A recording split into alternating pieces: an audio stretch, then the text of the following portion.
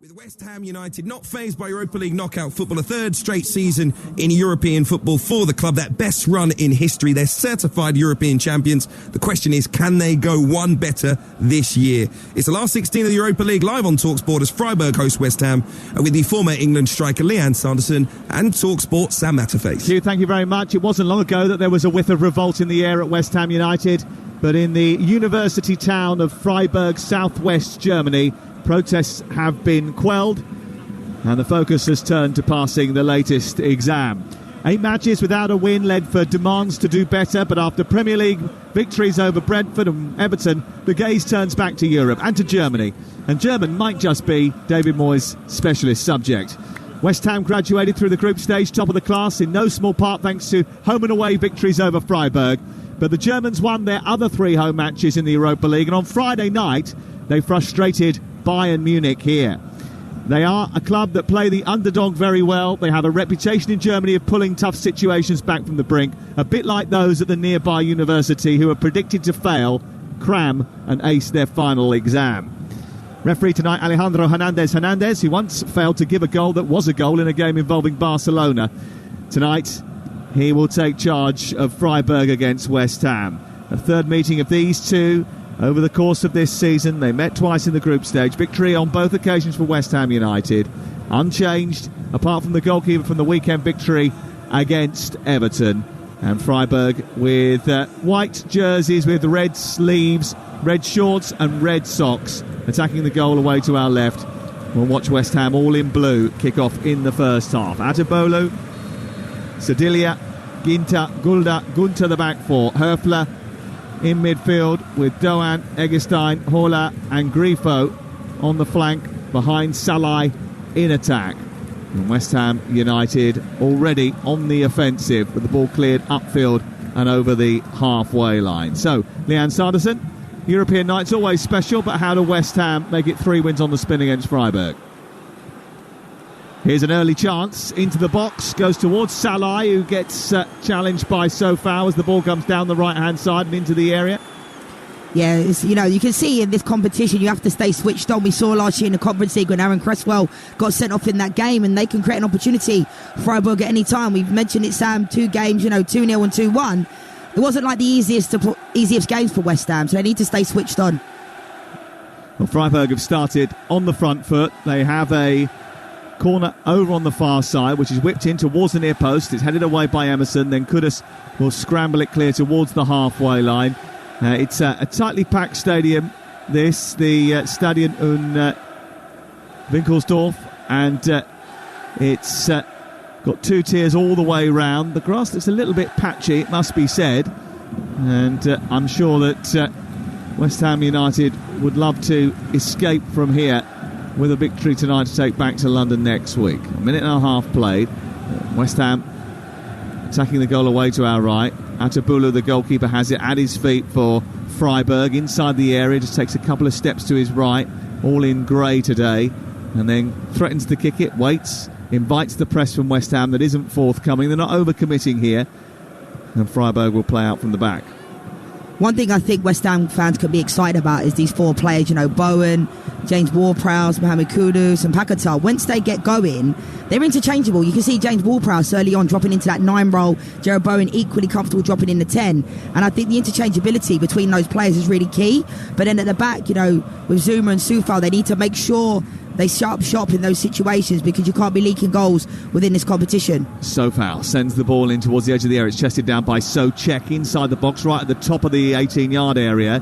Doan will take it away to the far side, being chased by Paquetá and by James Ward-Prowse, and it escapes over on the far side and goes out for a throw-in. Freiburg have battled back from deficits in each of their last 3 home games against Eintracht Frankfurt, Lens and Bayern Munich, so West Ham will have to be on guard even if they do hit the front tonight. But overall, the Germans are not in great form. They haven't won any of their last 6 league games. Ball loose in midfield, and before the escape can go on from Zalai, free kick is given against the Hungarian, and West Ham have a free kick 5 yards inside Freiburg territory. Yeah, you mentioned it, Sam. I think a lot of people expect when the English team are in these competitions, playing against a team in the Bundesliga currently sitting in ninth, it's a foregone conclusion. It doesn't work like that. Some teams, seem to be able to turn it on. Kudus, lovely ball into the box, headed into the air, and it goes high towards the goal line. Claims that it went behind the line and out for a set piece, and that's what's been given. I think it came off the head of Eggstein, who rose and headed it into the air, and the corner eventually given by our referee tonight. And it is out on this near side and away for a corner.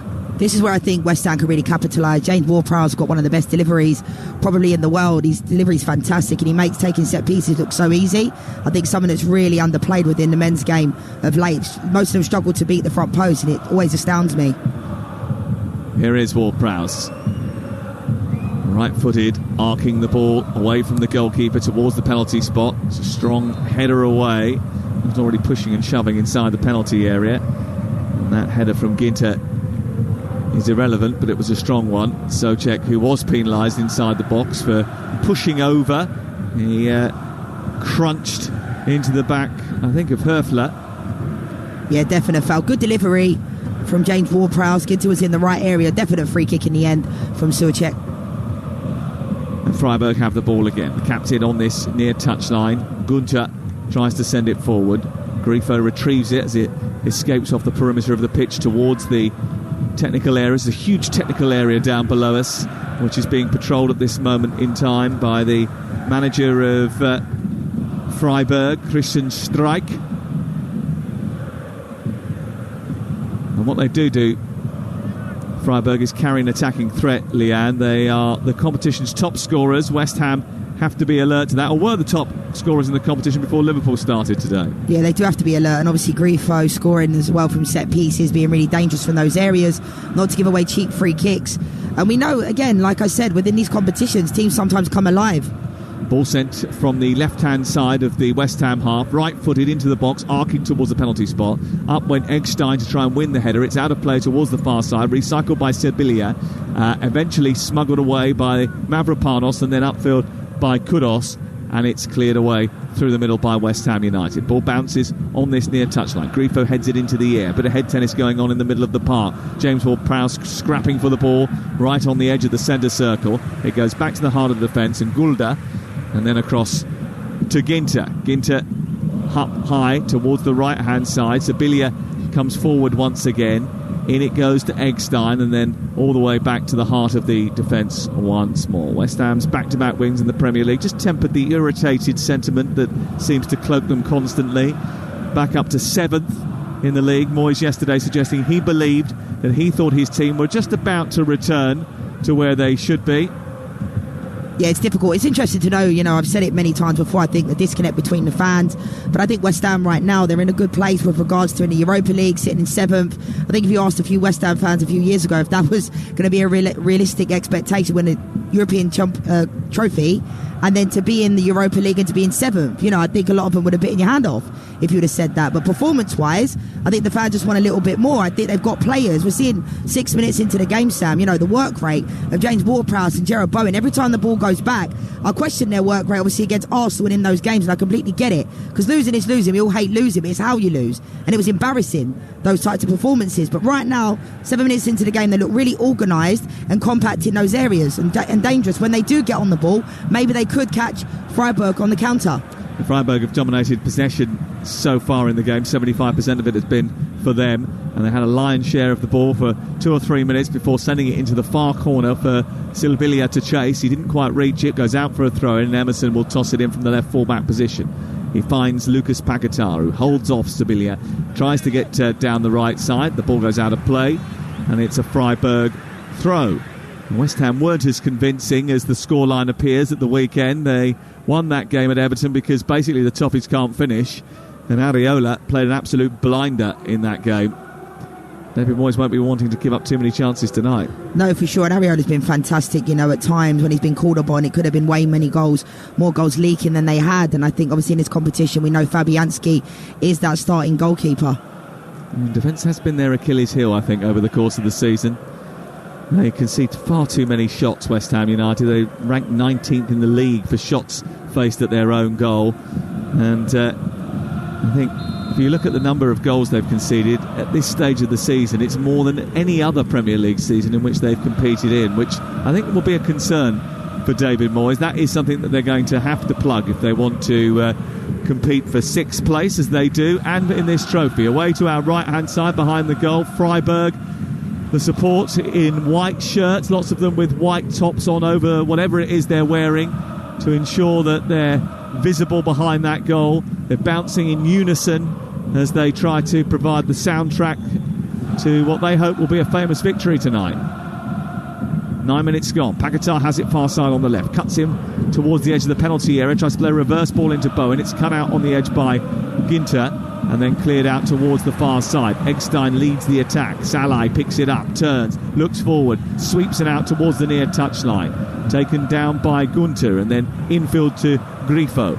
Grifo across into the middle, and Höfler, who holds in midfield just in front of the centre circle he is when he pushes it out wide. Doan, the Japanese international, finds Selbilia. And then once again West Ham get into that shape that you were talking about that keeps Freiburg at arm's length. Yeah, it's difficult to break down, and I give them that, but I do think that West Ham at times need to get higher up the field of play. I think, Mavropanos and Kurt Zuma, when the ball goes back to the goalkeepers we're seeing now, I think then they got to get a little bit higher. At times, it looks like if it's Jared Bowen up there, he's isolated on his own, and then James Ward-Prowse, it's like picking their moments and trying to set traps, for them to beat the press. But it's going to be difficult for this Freiburg team to break down this West Ham team, but it's almost like they have to pick their moments of when they do so. I think we'll go off to find out what's happening with David Tanner in just a moment. Benfica playing Rangers tonight in the Europa League.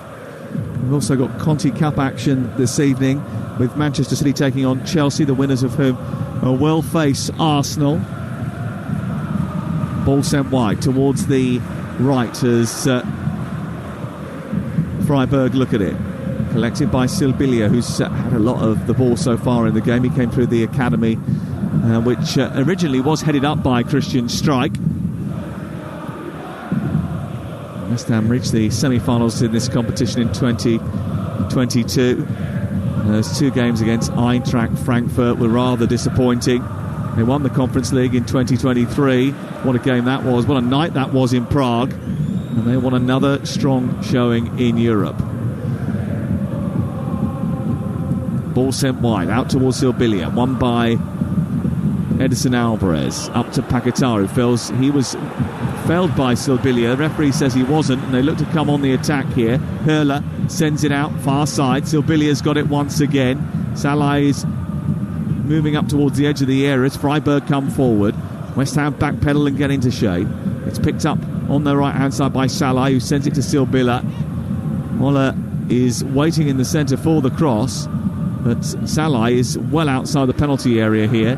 He's shuffled it back into Höfler. Now it's wide out to Grifo, and then Gunter is dispossessed by Kudus, and it's out for a throw-in. A good work rate there from Kudus to get across, but you can see it's quite pragmatic from Freiburg when they're getting the ball in those areas. They have to find a way to get through West Ham. I don't actually think that was a foul on Paquetá, but at times, he's picking up the ball so deep and he's isolated on his own. He's a fantastic footballer, we know that.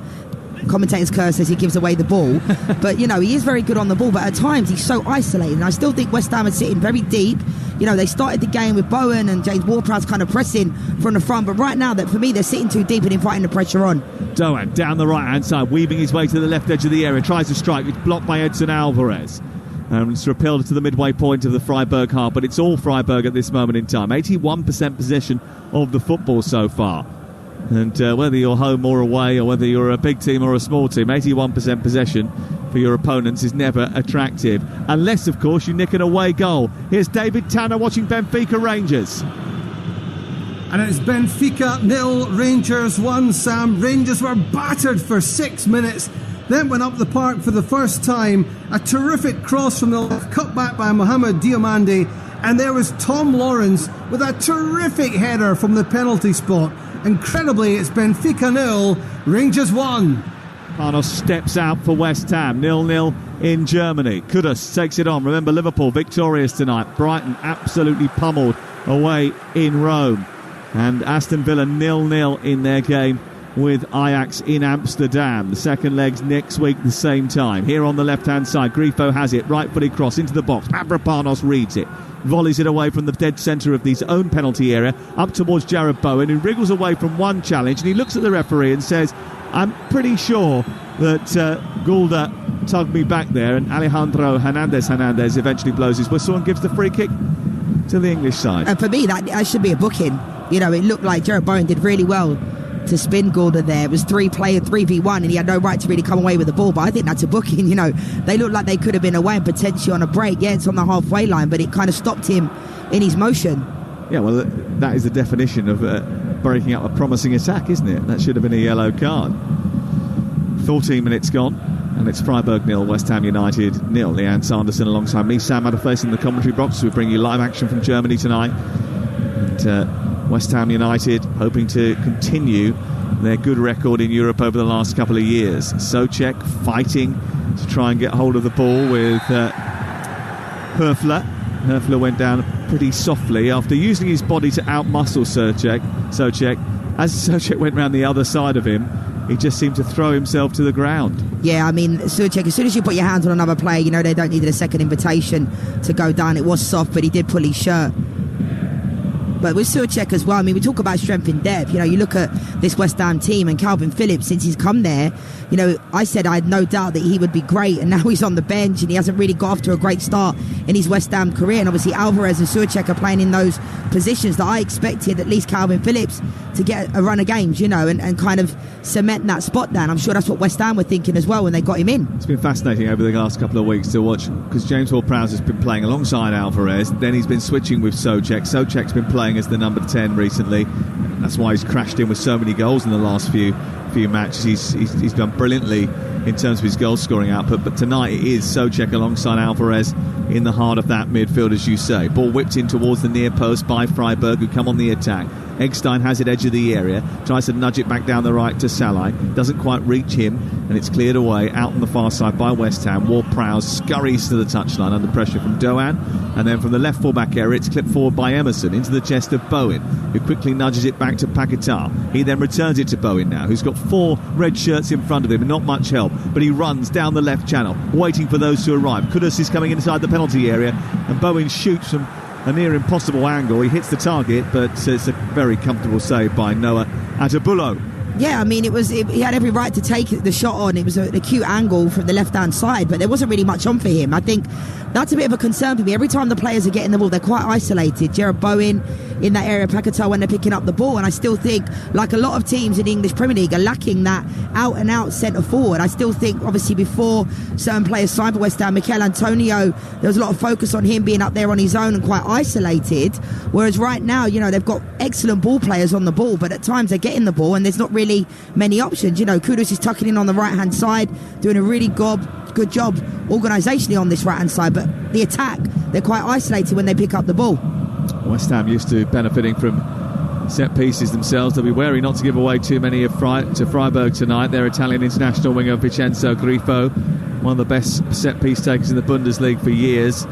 He scored 11 goals and set up 9 across the Bundesliga and Europa League this season. Last year it was 17 goals and 6 assists, so they'll be careful not to give away too many chances on the edge of the penalty area, where they are defending now, West Ham, with Sofal just overrunning the ball just a little bit. He did well enough to keep hold of it into that right corner, but then didn't release it forward quick enough, and now from deep, Edson Alvarez, former Ajax player, strides forward with it at his feet. See, that's the difference for me, Sam, between, you know, I know there's a big difference between Declan Rice and Alvarez, but that's when I think you have to go back to front quicker. Alvarez picks up the ball, you know, Sufal was coming inside looking for an option. Eventually Alvarez tucked in, but then he plays the ball out to the left-hand side to Emerson. That's when the diagonal ball has to come. You can see Paquetá made that run on the left and it was too slow. Eventually, you know, and it gives Freiburg an opportunity to kind of get back into position and they regain possession, and it's all too slow for me. 0-0. Live on Talksport tonight on what has been a busy night of Europa League and Europa Conference League action. Karabakh 2, Bayer Leverkusen 2, as West Ham commit a foul which gives them free kick. Freiburg just in front of the halfway line.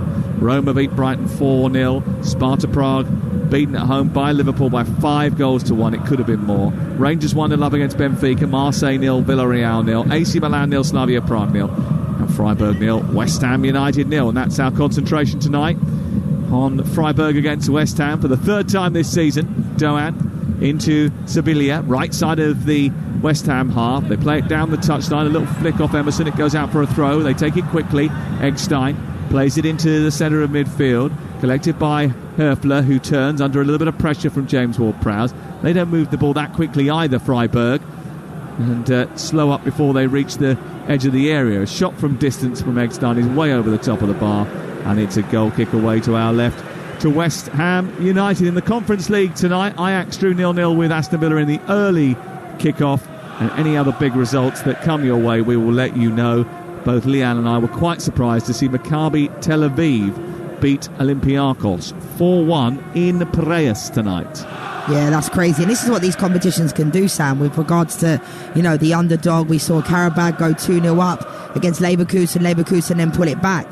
So this is what this competition can do with teams that are the underdog. They've got nothing to lose. Teams like Freiburg, 9th in the Bundesliga, come into these type. You can see the fans, what it means to the fans to be in these types of competitions. Kudus has it right side, trying to steer it into the penalty area for West Ham. He cuts in left-footed, arcs the ball towards the edge of the 6-yard box, cleared away by Gunter and out towards this near side. And Salai now will pick it up. The Hungarian bounds forward at pace. He's got Doan down the right-hand side. He tries to play a reverse ball into the centre. A sort of inventive little flick which didn't quite come off. And West Ham tidy up, get the ball back, and look to come forward with Edson Alvarez. It's 0-0, 20 minutes gone on Talksport. Yeah, Salah there could have made a better opportunity to play the ball out wide. It was a good recovery from Suchek, but I still think, maybe this is where the West Ham fans do have a point, because you look at the quality of the players they have. Paquetá's now dropping all the way deep, almost into the left-back position. He doesn't need to be there, doesn't need to do that. So I think a lot of the players need to be passed on, because you've got Paquetá, James Ward-Prowse having to go so deep when Kurt Zouma and Mavropanos are there, so they could just pass them on, get the ball, it's easier said than done into those defensive areas, and then look for a quick switch, because right now, yes, Freiburg have had all the possession. We don't have stands for nothing if they don't create opportunities, but West Ham are kind of very pedantic, very slow, not moving the ball back to front quick enough, and then it gets turned over. Yeah, it looks like West Ham have come with a clear game plan to ensure that they come away with something tonight. And it is, as you say, a bit pedestrian so far. 21 gone, listening to Talksport. And for Freiburg, we've mentioned how the fans are really much buying into the situation here and getting involved with the atmosphere away to our right-hand side. It is a miracle that they are in the Europa League. If you think West Ham are European irregulars, maybe punching a little bit above their usual station, then it's worth knowing that Freiburg have never won a major trophy, and not so long ago they dropped into the second tier of German football. Yeah, it's absolutely brilliant for a team like Freiburg, and you can see why the fans are so... I think sometimes some clubs have to be a little bit realistic as to where they're at, and I think sometimes, you mentioned it before, Sam, with the teams, with likes of Brighton and West Ham, it's almost like fans have to have a realism as to where their club's at. But then again, when you're in these competitions, it's easier said than done. When you're in it, you think, we've got all these players that can be doing far better than they are individually, and they don't. Ball sent wide, out towards the right for West Ham to try and come on the counter-attack. Sofau has it, near side. Plays it into Bowen. Little flick to Kudus. Kudus edge of the area, left-footed. And he could have taken an extra touch, actually, driven into the box, or tried to nudge it into the path of Paquetá, who moved into the 18-yard box. But he went for the Hollywood, and he just completely shanked it and fired it way over the top of the crossbar. And it's been a long time since Mohamed Kudus ended up finding the back of the net. Last goal was before Christmas against Manchester United. Yeah, and I know obviously the West Ham fans, when he went to the African Cup of Nations with Ghana, they were going to miss him and his goals. I think he's been brilliant since he went there. I remember at the World Cup in Qatar, Sam, there was talks about him potentially going to Liverpool. And I think he did well when he first got there, but the goals have definitely dried up. That was a bit erratic from him. He should be doing better from there, but it was a good little back heel from Bowen. But it's good they're getting in those areas, because like I said, those types of players need to be up higher up the field of play. Paquetá's dropping so deep, and I get it trying to pull strings, but really it's ineffective if you're that deep. You can't affect the other goal. Here come Freiburg, right hand side. Doan tried to squeeze it into the box, but Paquetá blocked his effort to do so. It comes back out to Höfler. He feeds the ball to Eggstein, and then it goes wide to Sibilia, and his cross is met by Salai, but it's well over the top, and he was heading the ball from an impossible angle, really. It was almost sort of towards the back of his head, and he flicked it up from a good 15, 16 yards away from goal. Always going to be difficult to trouble the goalkeeper from there, and it went over the top and out for a goal kick away to our left. So we played a quarter of the match, and it's Freiburg 0, West Ham United 0, live on Talksport tonight. And remember, tomorrow night championship action for you on Talksport 2, Saturday. And we're in a run of 12 games in 7 days of commentary on the Talksport network. There's only 10 games to go in the championship. The EFL is certainly hotting up, there's no doubt about it. Leicester City, Southampton, Ipswich Town and Leeds United all fighting for automatic promotion places in the championship. I was at Huddersfield against Leeds last Saturday, and you could just see just a little bit of weariness creeping into Leeds United. They will have to go again tomorrow night. Sheffield Wednesday against Leeds is live on Talksport 2 with 10 to go in the championship. It's crazy to think that we're almost at the end of the season. You know, I feel like this season's gone so quick, but there's still a lot to play for, a lot of football to play for, and a lot of games coming quick and fast, Sam, and it's fantastic. I mean, obviously the Manchester derby last weekend, as a Man United fan, I was dreading it going into it, and then during it I thought, actually, this isn't as bad as I thought it was going to be. You know, on the show last Thursday I said I was dreading it, and we were poor, no doubt in that. But that's where you've got now, isn't it? Let's see, you're happy with a 3-1 defeat? No, I'm not happy. Never will be happy with that. But genuinely, I thought it was going to be 5 or 6 before the game. Manchester United form part of our commentary instalment on Saturday. 12:30 they take on Everton. Everton, who were beaten by West Ham, but not easily. 2 90th minute goals from David Moyes' side sealed all 3 points. It's goalless here with 24 gone. This is Talksport. Eggstein over on the far side. Sibilia with a delivery into the box which should be gloved rather easily by backpedalling Fabianski, who reaches his long arms into the sky, brings it into his chest and will clear it away. That's going to be something they see as a weakness for West Ham. They're getting quite a lot of joy down that right-hand side, but Salah is in the box on his own. You mentioned it, he had that shot, the header, that was like, you know, that's not going anywhere, is it? He's heading the ball from like 20 yards out. It's not really going to work, almost. So I think they're getting a lot of joy down the right-hand side, but I just want to see more from West Ham. Good interchange of play involving Emerson and Paquetá. The two of them weave their way up the field, but it breaks down with Bowen. It's picked up by Salah, who turns elegantly and feeds the ball out towards the left. A chance to get the ball into the box by Gunter here. He took a little bit too long to do so, delayed it, and by the time he'd done that, Sofao had got across and blocked it. Yeah, Sofao recovered really, really well there. You know, that's one thing they've got in those areas, the fullback, but I think Gunter needs to release that ball a little bit quicker, and that's maybe where Freiburg can catch West Ham out on the counter. You know, we talk about West Ham being pedestrian and those types of things. They look to try and release the ball forward, but again, it's still a bit sloppy from Souček. He played it too far in front of James Ward-Prowse, who was going to have to try and stretch to meet it on the halfway line. Couldn't get there. It breaks down and goes straight back to a Freiburg red shirt. Yeah, I think both teams equally are turning over the ball in certain areas. They don't really look like there's much structure going forward when they do pick up the ball in those defensive areas, and they're not trying to really break the lines. The quality's breaking down. Both teams are being really patient. At times it almost looks like a pre-season game because the tempo is so slow and they're turning over the ball in areas you don't expect. But then Jared Bowen's having to drop deep, set it back to Kudus, as we just saw there, and then where's the next outlet? You know, then it goes back to Kurt Zuma, and then it goes forward, and then it's slow. You know, it needs to be better. I think it needs to be quicker. Second day of the 5th test is available for you on Talksport as England take on India at tomorrow morning 3:30 a.m. live on Talksport 2. Erla sends it out to the right side. Salah driving towards the edge of the box. From the right angle of it, he sort of scuffed at his shot, which went dribbling through the 18-yard box and troubled no one, and goes behind and away for a goal kick to West Ham United. No one really has had a meaningful attempt on the other's goal up until this point, and we played a good 27 minutes of it. Yeah, Salah looked like he got caught in two minds then. You could see Grifo was coming in on that left-hand side, and you could see what he was trying to do is almost like Salah got caught in two minds, whether he should cross it or shoot, and he just kind of p-rolled across the box. Freiburg do spread the goals around. Only 5 players in this year's tournament have scored more times than Michael Gregoric. The Austrian is on the bench. Vincenzo Grifo and Roland Salai all of whom have got 4 goals in the competition. Gregoric is Freiburg's all-time top scorer in this Europa League with 7 goals. He's available off the bench tonight.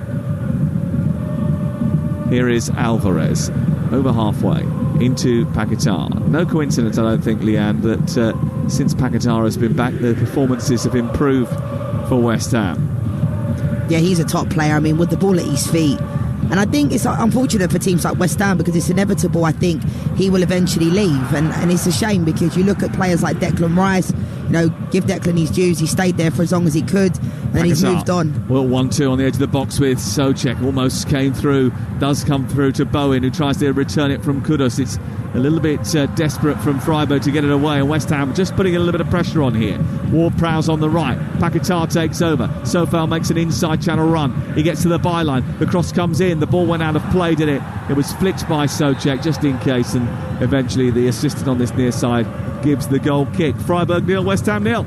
Yeah, that was a difficult ball there for Paquetá to Sofal down the right-hand side. He sold it down the river a little bit there. By the time he got there, you know, the ball had overran. But I think, you know, again, those are the areas that you want to see Paquetá in those attacking areas. James Ward-Prowse, a lot of them, for me, they almost overwork. And that sounds crazy. Rather than do too much than what they did against Arsenal and kind of was out there completely pedestrian. But I think a lot of them, it's good they're interchangeable, but I almost feel like a lot of them are doing too much. Sometimes you have to stop still, receive the ball and just play around in triangles. They're playing in triangles, but they're doing it, you know, in the defensive thirds, in the defensive zones.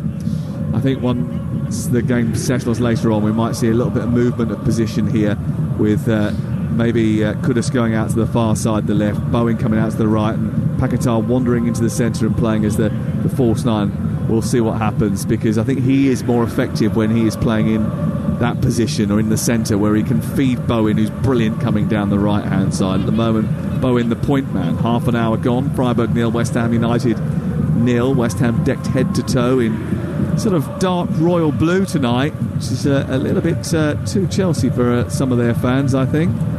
It goes back towards the 18-yard box, and it's collected by their young goalkeeper, 21-year-old German Noah Atabulu, who clips clear up through the centre of the park. Zuma returns it with interest down the left. It's back with the Freiburg defence, and Matthias Ginter sends it forward. He picks it up now on halfway. Former German international scoops it into the path of Roland Salai. He then helps it on, and here's Oler, and his effort is saved down the middle of the goal by Fabianski. It was a good opportunity. Either side of the goalkeeper would have given the Polish international a test, but it went straight at him from the edge of the box. And now at the other end, they've given the ball away cheaply to Kudus, and Kudus now running toward the right angle of the penalty area. He waits to come in on his left foot, then chips it to the far post. Bowen hits his effort into the ground and didn't connect with it at all well, and it scoops over the bar and away to the right-hand side of the post and out for a goal kick, and Freiburg get a bit of a let-off. Yeah, you'd expect Jared Bowen, in the form that he's in, to do better there. It was a fantastic, nice little clip from Mohamed Kudus to that far post, and it was just almost like Jared Bowen took his eye off the ball. But better from West Ham.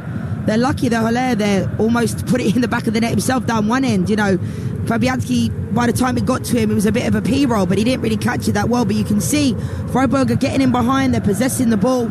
But Jared Bowen, I'd expect him to do a little bit better in that situation, but better from West Ham. Well, that Bowen chance is probably the best of the game so far. I think he just would have been better off had it fallen to his right foot rather than his left. He sort of swiped at it a little bit and he hit it, scuffed it into the ground. It bobbled up over the top of the crossbar as it came over from Kudus. But what a good move here on the right side.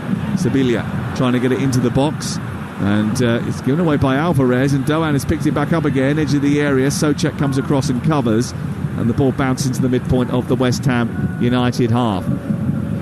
Hurler's effort from the edge of the box was a little bit tame. Here's Doan inside the area, trying to cross it towards the centre of the penalty area, but Souček comes across and headers the ball diving behind and puts it out for a corner. That was a great third man run from Doan. He gets into those areas. By the time he decided to put it in the box, there was not really got cut out and intercepted in the end. But that shows you the third player run can cause West Ham a lot of problems. I think Souček's doing a really good job being in the right place. You know, the ball's just hitting him. They say if you're in the right place, the ball hits you positionally. So he's doing a decent job. Here's the corner, Grifo to take it, dangerously towards the back post. Salai can't reach it, goes back in from Eggestein, and it's way over the top of the crossbar, and it's going to be out for a goal kick away to our left-hand side. So 33 minutes have been survived. Rangers still lead by 1-0 in Lisbon tonight after half an hour, but it's 0-0 between Freiburg and West Ham United. Liverpool victorious earlier on.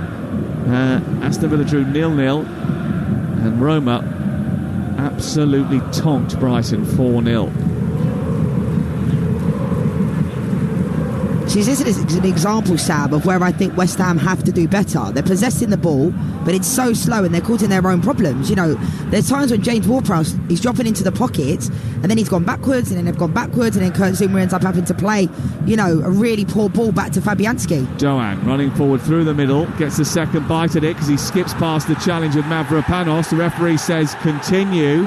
It looked like a foul. Doan's actually not complaining too much. He picked up the ball, it ran loose, and actually, do you know what? I think he dived. To be fair, that's an absolutely brilliant decision because I had my head in my hand, Sam, thinking that is a foul.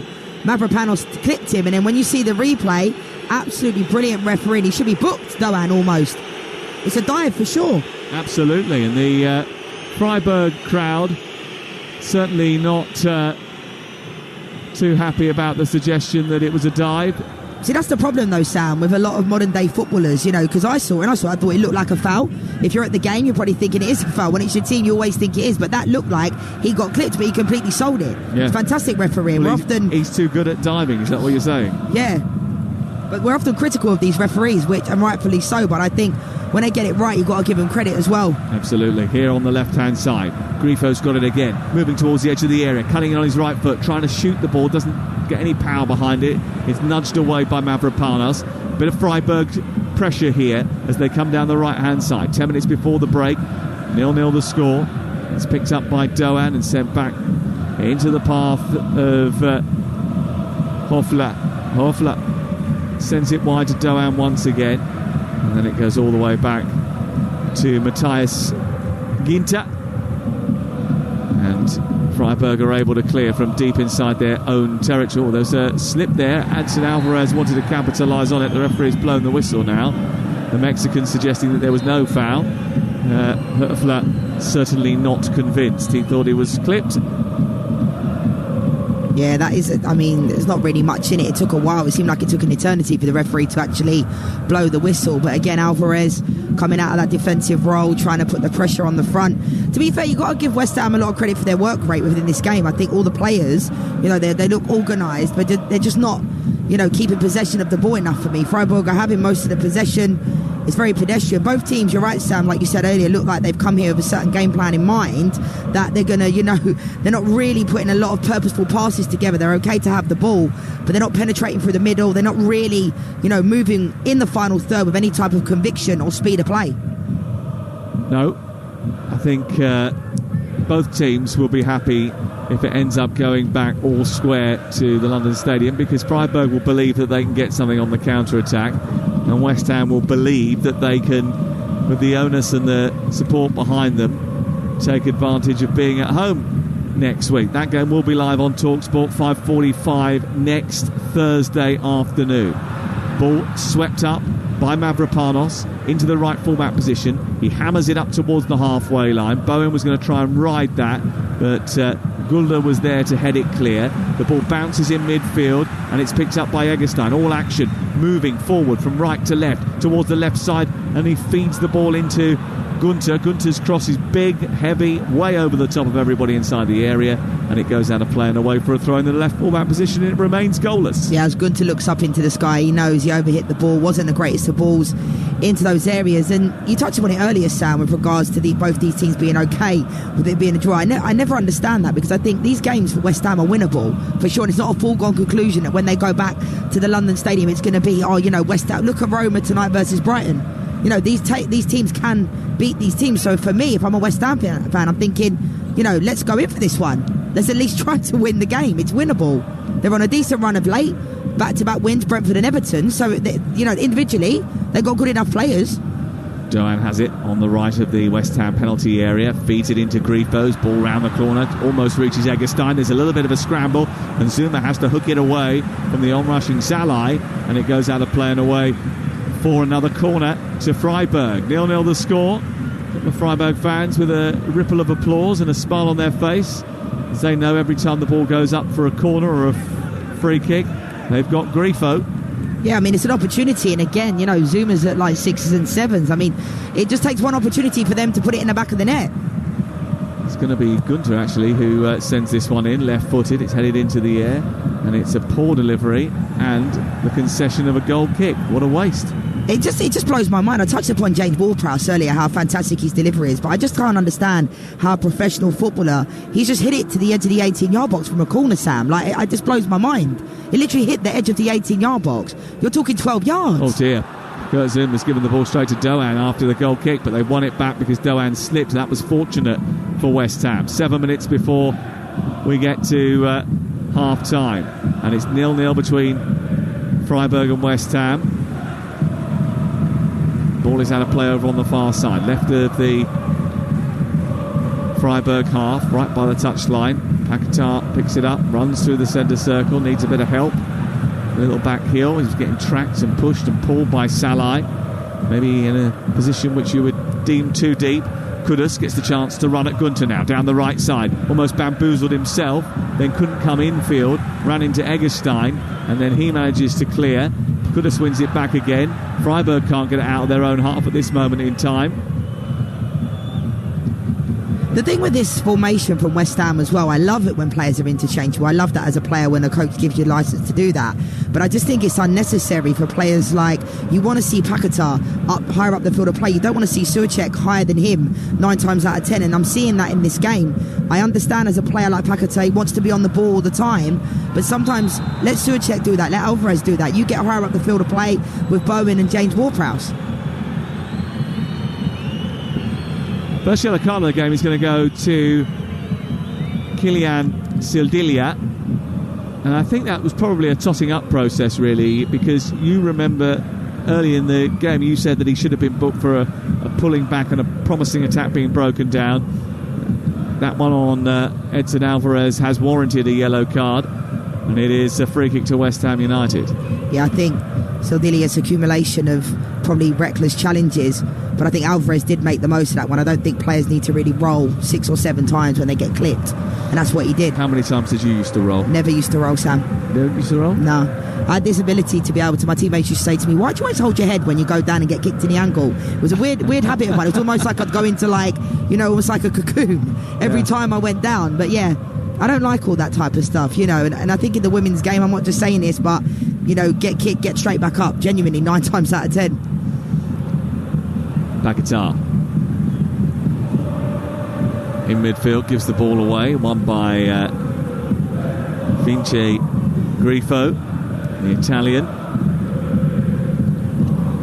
Freiburg have possession deep inside their own territory. We've got 5 minutes before the break on Talksport tonight. And we've had goals galore in the other games, apart from the Villa game, but in the games involving Brighton and the game involving Liverpool earlier on today. We haven't had any yet in Freiburg. Alvarez, good touch into Ward-Prowse. Nice turn by Bowen. Weaves away from Herfler. Plays it out towards the right side. Picks up Kudus. Kudus now travels infield. Goes a little bit narrow. Probably needed to go further wide. Bowen's made a dart down in towards the right channel. Produces a cross, a little bit heavy over the head of James Ward-Prowse, and it'll float out on the far side and away for a throw. But good, quicker West Ham United move, and the increase in tempo, Lianne, actually allowed them to get faster up into the penalty area and manipulate a few more spaces. Yeah, fair play to Jared Bowen. He started that play off on the halfway line and ends up playing a 1-2, and it gets on the end of it. It wasn't the greatest of balls into the box in that situation. He probably could have done a bit better. Paquetá told him that as well. But I think there's a lot of responsibility for these individual players, because Jared Bowen, is his best position really playing as a withdrawn number 9? I don't think so. I don't think that's his best position. Paquetá, underneath him potentially is helping him out, but the distances between the players, you're asking a lot. Jared Bowen's almost played a 1-2 and had to 40-yard dash it to be able to get on the end of that ball. Other players need to also share that responsibility, because you're asking a lot of Jared Bowen. Freiburg 0, West Ham 0. Here is Edson Alvarez, just right of the centre circle, strolling over the halfway line. Gives it to Bowen, gets it back again. Out towards the right side, and Sufau looked up, tried to see where he could chip the ball into, but Bowen, because it dropped deep, had vacated the space, and there was a big hole right in the centre of the West Ham attack. So he checked back and went to halfway, where Edson Alvarez has it. I wish I could clip that, Sam, because that's exactly what I'm talking about. James Ward-Prowse is making that run, and for some reason Sufau just didn't fancy himself on the diagonal at all, and it was on. It was definitely on 100%, nice little backspin on the ball, just put it in behind them, and last minute just goes sideways and then changes the attack completely. 43 gone. Höfler will take the free kick. Lots of red and white in the Freiburg end away to our right-hand side. Visibly supporting their team tonight. They know that this is not a side that enjoy regular European competition. They did get to the last 16 last year. It's the first time they've ever played back-to-back European campaigns. They lost here to West Ham in their group stage, but they did win all of their 3 other home games in this season's competition, scoring 13 goals in victories over Serbian side TSA, Olympiacos and Lens in the playoff. They came from 2 goals down in that game to defeat them 3-2 in extra time and secure their progress from the knockout round playoffs. Here's Paquetá, over halfway, forward into Jared Bowen. Across comes Eggestein. Eggestein winning the ball back for Freiburg, and then Emerson gets in a tangle. Hurler brings it forward, out to Doan far side. Across goes Edson Alvarez. Doan goes on the run, down the right touchline. He tries to motor towards the edge of the penalty area. Alvarez is backed up by James Ward-Prowse, and then it goes back to Silbilia, who feeds the ball into Eggestein. Eggestein on the edge of the area. Out wide it goes into Doan. Doan with a chance to cross left-footed. He arcs it deep towards the far post. And he's looking for Grifo, who's just peeled off the defender. He's tried to win it back. Finds Gunter. Back into Grifo again, edge of the area. On the left now with a tightly packed West Ham team trying to funnel back and plug all the gaps. But it's picked up by Höfler out to a wide left. Gunter with a cross into the centre. Pulled it away by Souček. And then Kudus brings it down. And then Sofau with the ball out towards this near side, and it's out for a West Ham United throw, and the pressure is alleviated. Yeah, I mean, probably the best pattern of play that Freiburg have done in this first half. But then again, they go sideways, they're not going through the middle. But in the end, Gunter plays a really poor ball in. But again, good possession of the ball, just need to pick their moments. Well, that tells you a lot about the first half. There's not a single second of additional time that has been allocated by our Spanish referee. So far, West Ham's trip to the Black Forest has come with very few pitfalls, but there haven't been too many benefits either. This is a result they would take, but I think they crave a little bit more, the West Ham United supporters that have made the journey. Half-time at the Stadion am Vorswinkel. It's Freiburg 0, West Ham 0. Sam, thank you very much. Lianne Sanderson alongside him. But what have you made of that first half in terms of the approach from West Ham United? It feels like they've felt their way into the game without really getting going. Yeah, I think, both teams are turning over the ball pretty a lot, to be honest. And I think I can understand where the West Ham fans are coming from at some times with their frustration, because the individual players that they've got, for me, though, Hugh, they're working their socks off in areas they don't need to. I think Paquetá is dropping too deep. Souček needs to be in that area, and Alvarez needs to be in those areas. And James Ward-Prowse is working so hard, but again, not really being able to affect in the final third because they're having to work so hard on the other side of the ball. I completely get that, because of obviously before the Brentford and the Everton game, they were leaking goals for fun. So you want to see the work rate from the players, absolutely. But I think you're asking a lot of Jared Bowen. I said it just then. He's almost playing a 1-2 and having to make a 40-yard dash to get on the end of his own ball. Paquetá's dropping deep, but I think Freiburg had that one opportunity with the header, but other than that, haven't really caused many problems, have had most of the possession.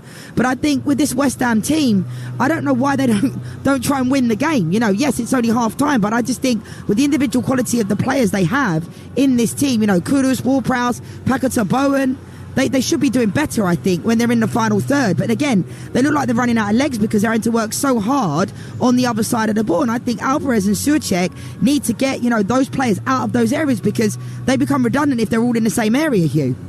Not many chances in the game as well for either side. Why do you think that was? Because I think both teams are being so patient and pedestrian with the ball that they're not really penetrating, picking moments of when they can go forward. You know, you're seeing it yourself, Hugh. They're not really breaking between the lines. Doan's had a couple of opportunities down the right-hand side, but the quality just isn't there when they're putting the balls into the box. I thought the one chance when Kudus put it into Jared Bowen, you'd expect more from him in that situation. He's been good of late. I love Bowen. I think he's a top player, but I'd expect him to put that, even though it's on his weaker foot, in the back of the net. But other than that, I don't think either team has really caused many problems. I've said at times, it almost looks like a training game. You know, neither team really want to take that risk, and I hope in the second half we'll start to see West Ham maybe, you know, possessing the ball in the final third a little bit more, putting balls into the box, because other than that opportunity with Jared Bowen, I can't remember the times where West Ham are actually putting the balls into the box, Hugh. Lianne, I'll be back with you very, very soon, because Rangers had the lead at Benfica, but a penalty has just been awarded very harshly for me. Talksport, David Tanner. Yes, we're right on 45 minutes. It's Benfica 0, Rangers 1, but it is a penalty kick, a VAR decision, and the German referee is pointing to the spot. It was a corner kick, the 8th corner kick of the first half for the Portuguese.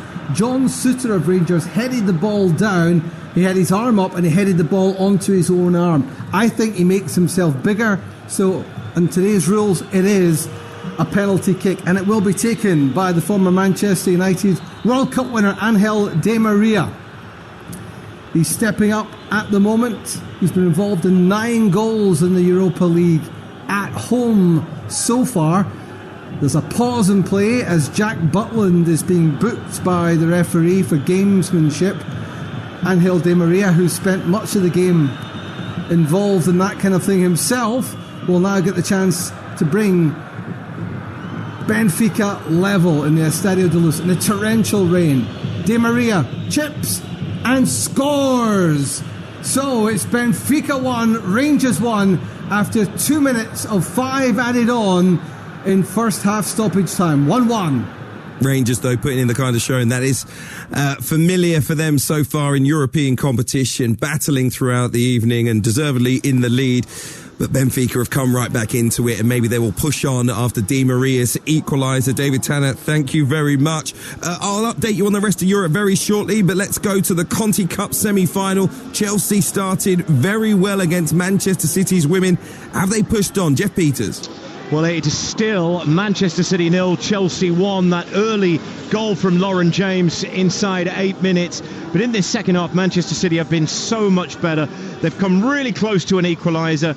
Lauren Hemp from close range. What a save from Hannah Hampton. She's having a great second half in the Chelsea goal. It was an outstanding stop from Hemp after Jess Park had played in the cross from the right-hand side. Bunny Shaw's had a couple of efforts. Hampton has kept both of those out as well. They just can't find that killer touch in front of goal. Hampton's having a fantastic evening, and Lauren James's goal at the moment is looking like Chelsea are going to face Arsenal in the Conti Cup final. Still got 15 minutes of normal time remaining. It's Manchester City 0, Chelsea 1.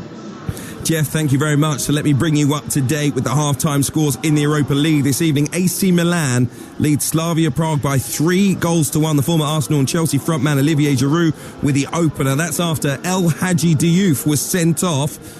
A different El Hadji Diouf, same temperament though, clearly. Dudera then volleyed in an equaliser for Prague before Tiny Reinders and Ruben Loftus-Cheek. 2 goals in 2 minutes put them 3-1 up on the stroke of half-time. Marseille lead Villarreal by 3-0. It's kind of a Premier League flavour this evening in Europe. Jordan Vertu, the former Villa midfielder, and own a goal from the Wolves loanee Yerson Mosquera, and another former Chelsea and Arsenal striker with the third, Pierre-Emerick Aubameyang. Elsewhere in the Conference League, Dinamo Zagreb 1, PAOK 0, Maccabi Haifa 1, Fiorentina 1. It's goalless between Servette and Victoria Pilsen, and Union Zangilwaz are trailing Fenerbahce at home by 1-0. All right, let's get half-time odds next with Ladbrokes. Odds update on Talksport with Ladbrokes. We play together. Terms and conditions apply. 18 plus. BeGambleAware.org. So at the break here on Talksport, no goals as yet between Freiburg and West Ham for the Germans to go on and win the game. It's currently 11-5. The draw is 5-4, and for West Ham to win it, it is 9-4. Those are the latest odds with Ladbrokes. It's 18 plus. BeGambleAware.org. Odds Update on Talksport with Ladbrokes. We play together. Terms and conditions apply. 18 plus begambleaware.org. Well, with 20 seconds of time added on out in Portugal, there's been another goal. David Tanner. Incredibly, it's Benfica 1, Rangers 2. Dujon Sterling has scored. It was a free kick from wide left. The Ukraine international goalkeeper dropped the ball. He parried it. It came back out, and it was a terrific cross from the left, I beg your pardon, by the Portuguese player, the former Benfica player in Rangers ranks, who smashed the ball into the path of Dujon Sterling at the back post, and he side-footed it into the back of the net. But Silva was the man who got the ball into the 6-yard box, and Sterling was there unmarked at the back post. So Rangers were level for much of the first half. Then there was that stoppage time equaliser from Angel Di Maria from the penalty spot, and suddenly Rangers find themselves in front with 6 minutes of first half stoppage time play. This goal is being checked. It's being checked, David, because Cyril Dessers was definitely in the eye line of the goalkeeper when the cross came in, and I'm not sure if he interferes with the goalkeeper, but because the ball doesn't go to him, he certainly doesn't touch it. It goes beyond him and to the back post. But you have the feeling it's one of those nights in European competition that Rangers will have to have everything go their way. The goal's been checked, and I think it has been given. Yes, okay, David Tanner, thank you very much. Rangers leading 2-1 at Benfica. Another one of those special away performances for Rangers in Europe. Not yet a special performance for David Moyes and West Ham United against Freiburg. At the break, live on Talksport, it is Freiburg 0, West Ham 0, the second half to come. Kick-off on Talksport with Ladbrokes. We play together. Terms and conditions apply. 18 plus begambleaware.org. Hold that, please. Level 5, thank you. You must be one of our new interns. Yeah, hi, nice to meet you. Hi. Now, the most important thing to know is to in the Biparcel Rise plug sale. The most important thing is what? Sorry. The single most important thing is to in the Channelized Bin Bingus of the Biparcel Rise plug sale, and you'll be fine. Yeah, that sounds important. Does work chat all sound like gibberish to you? Find collaborative articles with tips from the LinkedIn community to help you get through those tricky conversations. Making work make sense? LinkedIn knows how. Nothing beats a Jet2 holiday. So here's something to get you through these long, cold nights. Right now, families can save up to £240. Escape to the sun-soaked beaches of Turkey, Mallorca and Lanzarote with free child place holidays available. Book now, direct from London Stansted with just a £60 deposit per person. Jet2 Holidays. Package holidays you can trust. After National Protected. Subject to availability and conditions. Like Brewer, and I don't know a lot about music. Garage, that's where I keep my car. But if you want to keep that in tune, visit mymotorworld.com. We've got the lot, everything you need, including car parts and oils from the biggest brands like Quinton Hazel, Brembo, Denso, Castrol and Carlu. Plus free delivery when you spend over 25 quid. Order now at mymotorworld.com and quote car10 to receive a 10% discount on your first order. mymotorworld.com. We're BetMGM Sports and Casino. We know things aren't always golden. That's why we offer you the tools to keep your place safe. Set timeouts to always ensure you take a break when you feel like you need it. Set reality checks so you know exactly how long you've been playing. And set deposit limits to help control what you spend. Stay golden with BetMGM. Play responsibly. 18 plus. Nothing beats a Jet2 holiday. And right now, you can save up to £120 per couple. So, escape to sunny favourites like Greece, Portugal and Italy. And get 22 kilograms of baggage included. Book now with just a £60 deposit per person. Jet2 Holidays. Package holidays you can trust. Up to National Protected. Subject to availability and conditions. Okay, so I've changed your brake pads, I've replaced the wiper blade and topped up your screen wash. Anything else you wanted me to look at? Yeah, my washer-dryer only works on a short cycle. I've got it in the boot. Like getting your money's worth? Grab a McDonald's Save a Meal deal. That's a cheeseburger or mayo chicken, medium fries and drink for just $3.99. From 11 a.m, not available on delivery. Who are you backing in the next race? The favourite, using the free bet I've got in the Bet UK app. What? The favourite? You're joking. I could beat him running backwards. As if, mate. I've seen you run, it's embarrassing. You're embarrassing. Ha! Whatever, mate. Whatever you think this Cheltenham, visit betuk.com to claim your £30 in free bets when you bet £10. Bet UK, it's where the UK bets. New customers only, £10 minimum bet. Minimum odds and T&Cs apply. 18 plus, please gamble responsibly. Turbocharge your Saturday with Game Day. It's the ultimate heavy-hitting Premier League experience. And it's in! Exclusive rights to 2 massive Saturday games. Manchester United versus Everton. Kick-off, 12:30. On Talksport. What a goal! Followed by Wolverhampton Wanderers versus Fulham. Kick-off, 3 p.m. On Talksport 2. It's in! Supersize your Saturday. Game Day. This Saturday. On Talksport and Talksport 2. The passion, the pain, and the poetry of the beautiful game. Overhead kick! Brilliant goal! The Europa League live on Talksport. At the break here on TalkSport, Freiburg 0, West Ham 0 in the last 16 of the Europa League. Earlier on in the competition on TalkSport 2, we brought you Sparta Prague 1, Liverpool 5. Mo Salah returning from injury late on.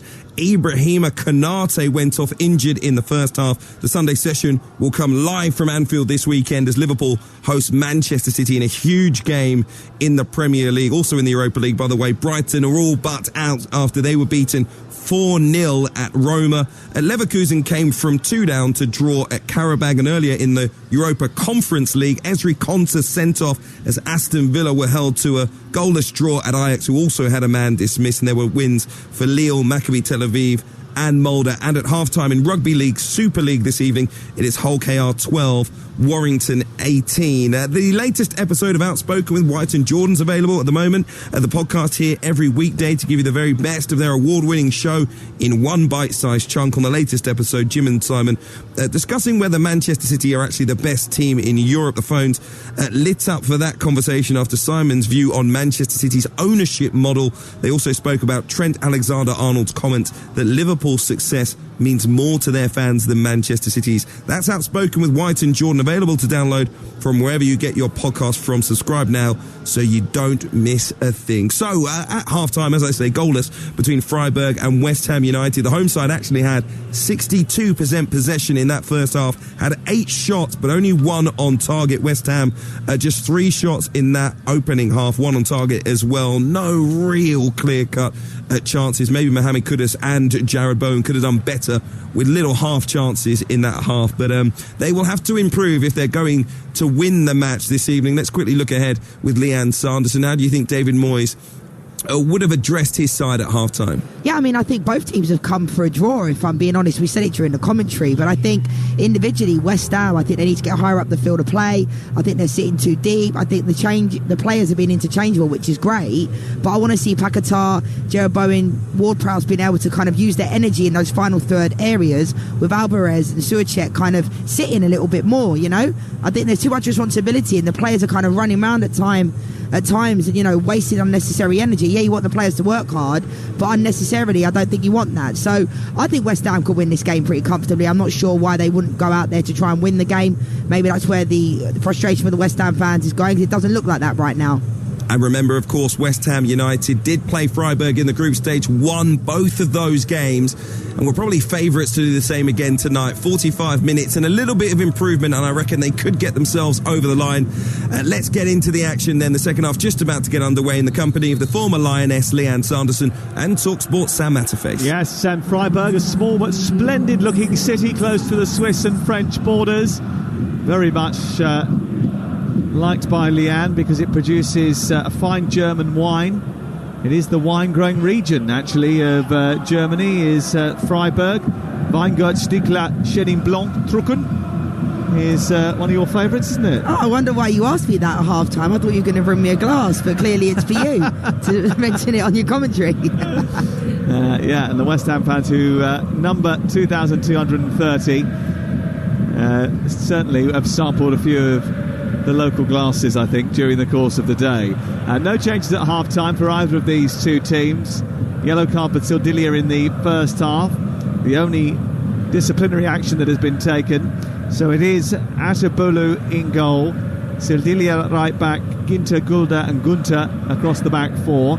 Herfler is the holding midfield player with Doan, Egestein, Hall, Erla and Grifo behind Salai in attack. West Ham with their usual formation. I'll run through the 11 in just a second, but they're in blue shirts, blue shorts and blue socks, and they're on the attack, attacking the ball, the goal away to our left-hand side. And Freiburg defending with red and white shirts, red shorts and socks. Kudus jinking his way into the area, left-footed, drives it towards the near post. It was good feet by him and a first rule tester for the goalkeeper, Atabulu. Yeah, I love that for Mohamed Kudus. Does so well. Drops left, drops the shoulder, touches inside. Look, really underwhelming strike in the end, but that's exactly what you want to see from Mohamed Kudus, getting into those areas. Comfortable save from the keeper, but I like the drop of the shoulder to create the opportunity. Yeah, Bowen had a decent effort in the first half, but he didn't quite catch after Kudus did some good work, and then Kudus' effort there. Probably the two best chances that West Ham have had. Freiburg come up the other end, down the right with a blonde-haired Doan, the Japanese international, centralises the ball. Herfler will float it to the right side, and with braids, Sedilia moves up towards the edge of the area, gets the return pass from Doan, and he should have let that go across his body, and then he sends the ball into the centre. The flying kick from Salai, it's blocked by Souček, and it pops the other side. It was a great effort, actually, and Sedilia did well to dig the cross out, left-footed into the box, and Salai did a flying volley going backwards. I'm not sure what it would have been on target, but Souček made sure that it didn't reach that far. Yeah, you can see Salai set up for him to do that overhead kick really well. It looked like Fabianski potentially would have had it covered, but again, you know, West Ham create an opportunity down one end. Freiburg, both teams seem quite open when they're on the attack. Just a little bit more quality, I think, is needed when they're in certain areas. A WhatsApp from someone who says the 2018 grape is very good. Oh, I'll have to check that one out. Yeah. Freiburg 0, West Ham United 0. I'm a bit more of a Spätburgunder for myself. I don't know what that is, but carry on. Nice German red wine. Alejandro Hernandez just calming things down after a bit of a spat in the middle of the park. And it's a free kick to Freiburg on this right-hand side. Across comes Grifo to try and cause some Grifo. There's got a bit of a collision off the ball involving Paquetá and Salai. The referee quick to award the free kick as they attack the goal away to our right-hand side. It's quite a dangerous position in this situation. We know Grifo's really good at set pieces, but a ball in between a penalty spot and the 18-yard box could be really dangerous. Gunter just giving Grifo some instructions. He'll hit this right-footed, arc it in behind the defensive line, which is about 5 yards inside the box. West Ham defending here. The ball deep towards the far post. Salai trying to get there. Was muscled out a bit by Sofau. Referee said nothing doing. The ball goes out of play and away for a goal kick. It was a brilliant ball into the box. To be fair, Salai, we saw him in the first half. Oh, and he's been booked for screaming in the face of Alejandro Hernandez, Roland Salai. I think he would have been offside anyway. Yeah, but you know, he's a strong guy. I don't think he needs to go down in that situation. Sufal doesn't really do anything at all, and I think obviously the referee, I don't know why he's so animated, and he's not going to get a penalty for that, Sam. But I think he thinks that Sofal headed it out and it was going away for the corner, but what he hasn't realised is that the offside flag's gone up and there's going to be a free kick to West Ham United. Ball's run out of play on this near side, and Freiburg trying to keep it in. They might have successfully done that with Herfler on this right side. It drops on the edge of the box. Herfler sends it forward to the edge of the D. It's dropping once again and allowed to bounce far too much. Grifo gets a little bit of extra pressure from Sofal. It runs to the far side. Sofal puts it out. It's a throw-in to Freiburg. 0-0 the score. I mean, the quality of that type of pass in there for both teams, like a pinball machine. The ball was in the air, 5-6 passes. The quality just, it's not been a great quality game, Sam, if I'm being honest. But I think someone needs to take the ball, settle it down, create the opportunity. We saw Kudus got in there in the first minute of this second half. Easier said than done, but that's the area you want to see those types of players in. West Ham have challenged themselves to return to European competition for a fourth year. That can only be guaranteed if they get a top 7 finish or victory in this competition. They won the Europa Conference League last term, their first major trophy since 1980. They're just 2 points off the top 6 in the Premier League. Moyes has had his hand been strengthened by recent returns of Paquetá in particular and Kudus from international duty. I think it's any coincidence that their performances have improved. Here's Kudus, who certainly does that too. Accelerates down the right side. Bowen with a cross into the box. Paquetá is unmarked, and he was just put under enough pressure from Doan that the ball was scooted off his toe, and it goes behind for a corner kick. Best opportunity for West Ham in the second half. Lovely cross from the right from Bowen, where he usually does so much damage, and Doan absolutely superb defending to get back and stop Paquetá just as he was about to pull the trigger on the edge of the 6-yard box. 0-0 corner. Yeah, that was great defending from Doan. You could see Paquetá was about to put it in the back of the net. Lovely stand-up ball from Gerard Bowen to the far post. Great defending from Doan. Well, Freiburg have struggled defensively recently, but a lot of that is down to injuries. They've leaked 20 goals in their last 9 games. West Ham haven't pierced them yet. Here is the right-footed corner by Ward-Prowse, deep to the far post. It's headed down, he hits the foot of the post. Mavropanos. What a chance.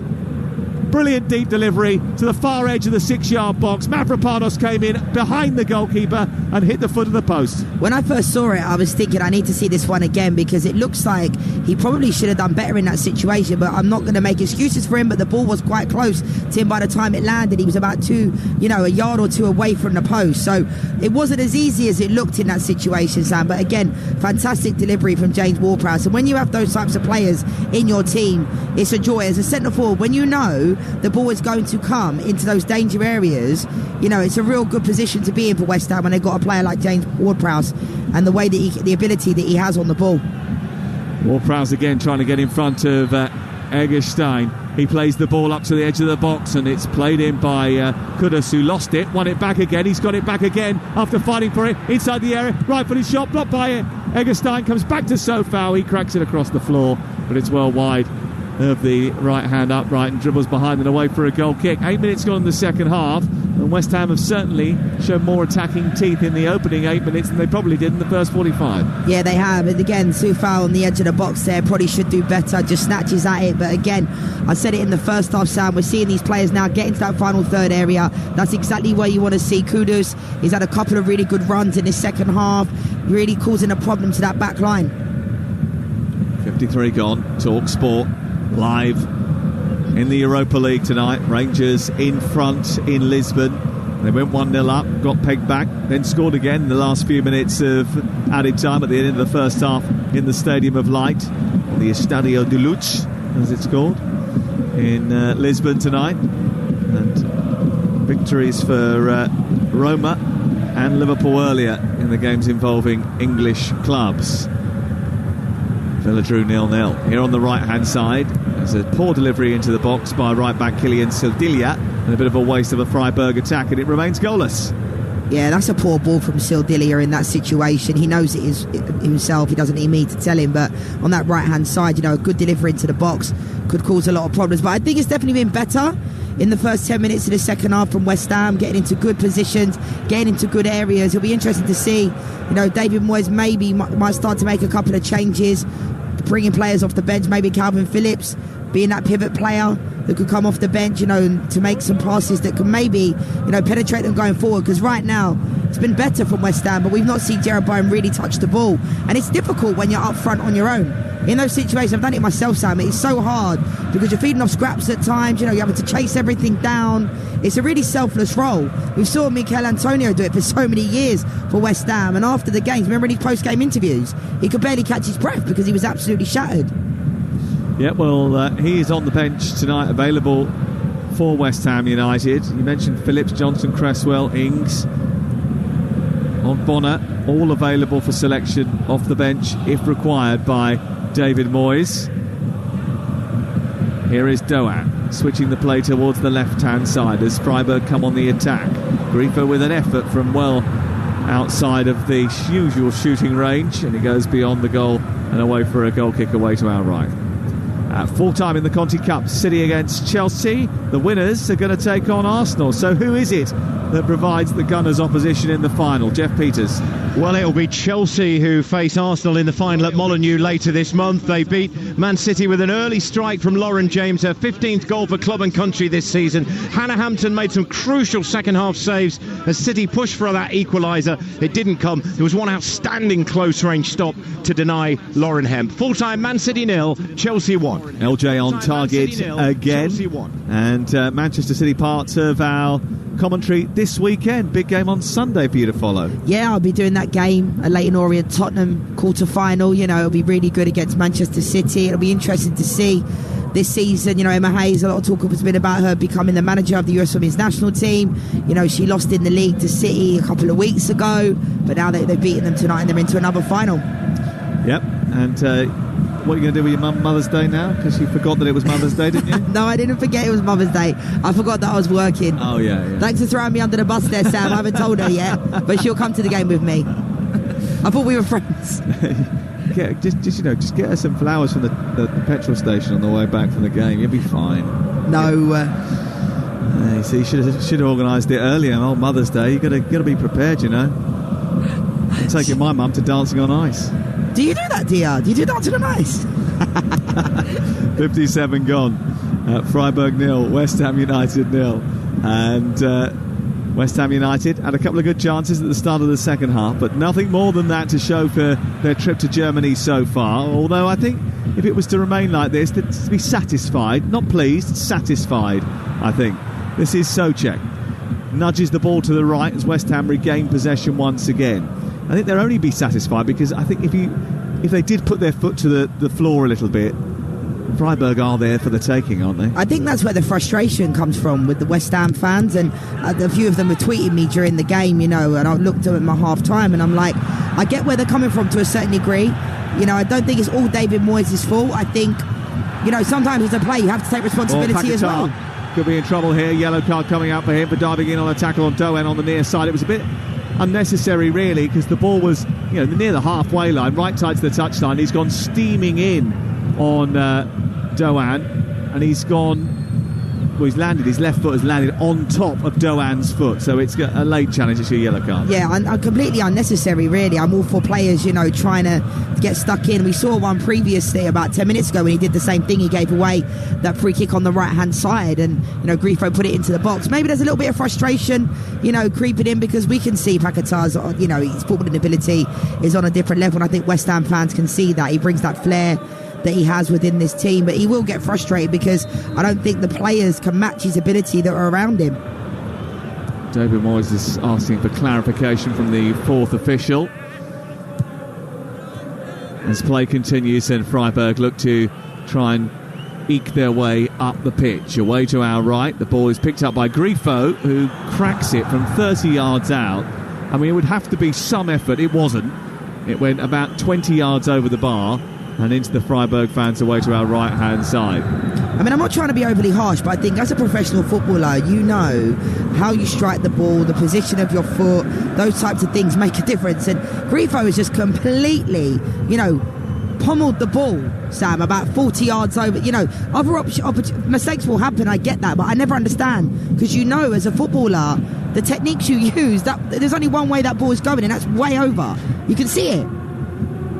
We're hitting the hour mark and we're awaiting our first goal. We've got two balls on the pitch at this moment in time, so we'll have an uncontested drop ball, but it will go back to the team in possession. We do like an uncontested drop ball now, don't we? There's certainly controversy surrounding it. Anyway, ball played out towards the right side for Freiburg, and Sildilia actually has found a beautiful ball down the right for Euler, and Euler has tried to send it in towards the near post, blocked by Kurt Zuma, and it goes behind and away for a corner. And Euler's effort was actually enhanced by that ball down the right side by Sildilia, showing his quality. Yeah, that was a great ball from Sildilia down that right-hand side. Nice intricate ball in behind. You can see Kurt Zuma had to come across, almost got dragged out of position, and deals with it pretty comfortably in the end. 0-0. Corner, Grifo to take it. Right-footed, arcs it towards the near post. It's headed away by Souček. Comes out to Sildilia. He sent it a little bit too far out to the right for Gunter, who's managed to keep hold of it and play a 1-2 with Grifo. They'll lose it on the edge of the box, though, and Paquetá will find Bowen, who clip it forward. Kudus goes on the charge, trying to run after it, and he's putting pressure on Sildilia here. And he does well enough to hold off the Ghanaian and guide it back into Gulda. And it's back with Atabulu on the way to our left-hand side. But that was a perfect example, Sam, in that situation where Paqueta's all the way back there having to set the ball. If I'm Alvarez or Surchek, I'm like, get out of this area. You do not want, your attacking players in those areas because they don't need to be there. That's where they have to be more commanding in those areas. Get him out of there, get him higher up the field of play to be able to affect the opposition's goal. Gunter helps it into the path of Eggestein. It's picked up by Paquetá, who tries to release Jared Bowen on the halfway line now. Turns and faces up the Freiburg defence. He's got Kudus to his right. He scampers forward. Now on the edge of the penalty area. A ball to the back post. Paquetá's header is over the bar. It was just a little bit too high for him. It was going to be difficult for him to try and keep it down, and he couldn't do so. But it was a racing West Ham United attack. They went down that right side, fed by Bowen. Kudus went scampering to the edge of the box. The left-footed ball into the edge of the 6-yard area, aimed at Paquetá, was a good one, but it had the height to get over Sildilia, and because it did get over Sildilia, it also was just a little bit difficult to control for Paquetá. Yeah, I think you're being overly nice to him there, Sam. I'd expect him to do a bit better there. I think with Kudus as well, that ball, it was similar to the one he put to Bowen in the first half. Lovely little clip ball into that area. I get what you're saying completely, but I think a player of his quality, I almost feel like he jumps too high. Too soon, before the ball's come. The ball, by the time it got to him, it almost hit him at waist height. He could have potentially have controlled. You could see kind of the grimace on David Moyes' face, because I think it wasn't an easy chance, but I think he should do better in that situation. Do you think he was slightly blindsided by the fact that Sildilia was standing in front of him and it just came over Sildilia at the last moment? Yeah, it wasn't an easy chance at all. I completely get that, and maybe you've got a point there. I just think a player of his quality, you just expect him to do a little bit better in that area. But fantastic ball from Kudus again. He's got that, that clip ball that over bypasses the back line. Isn't it? It's brilliant, and I think it's something that's really underrated because he makes it look easy, but not many players now. You see a lot of the balls getting cut out when players are not overhitting the pass, whereas that's a gift. The same with Jared Bowen in the first half. I think the Bowen chance was easier than that one. 0-0, Freiburg and West Ham United toiling a little bit tonight. A few chances, but not the most fluent performance of the season for David Moyes' team, but I think David Moyes will be satisfied with the defensive shape of the team that has conceded a lot of goals this season.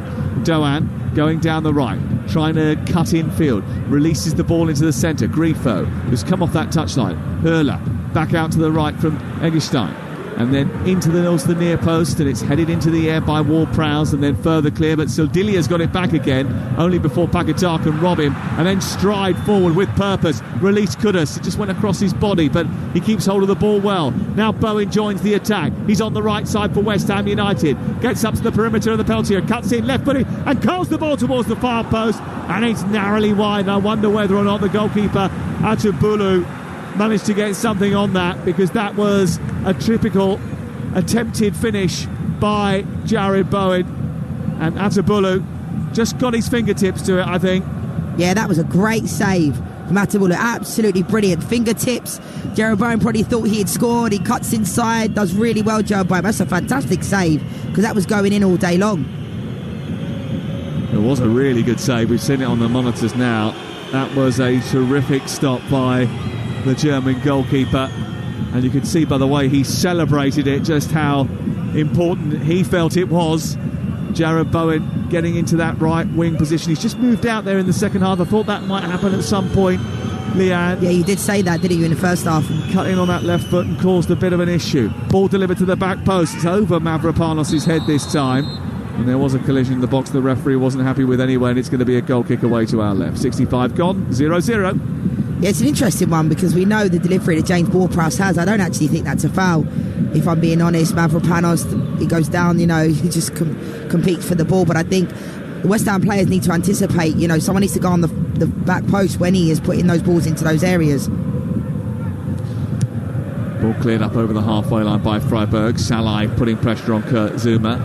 West Ham's season doesn't depend on this competition, but it does provide solitude from the intense glare of the Premier League.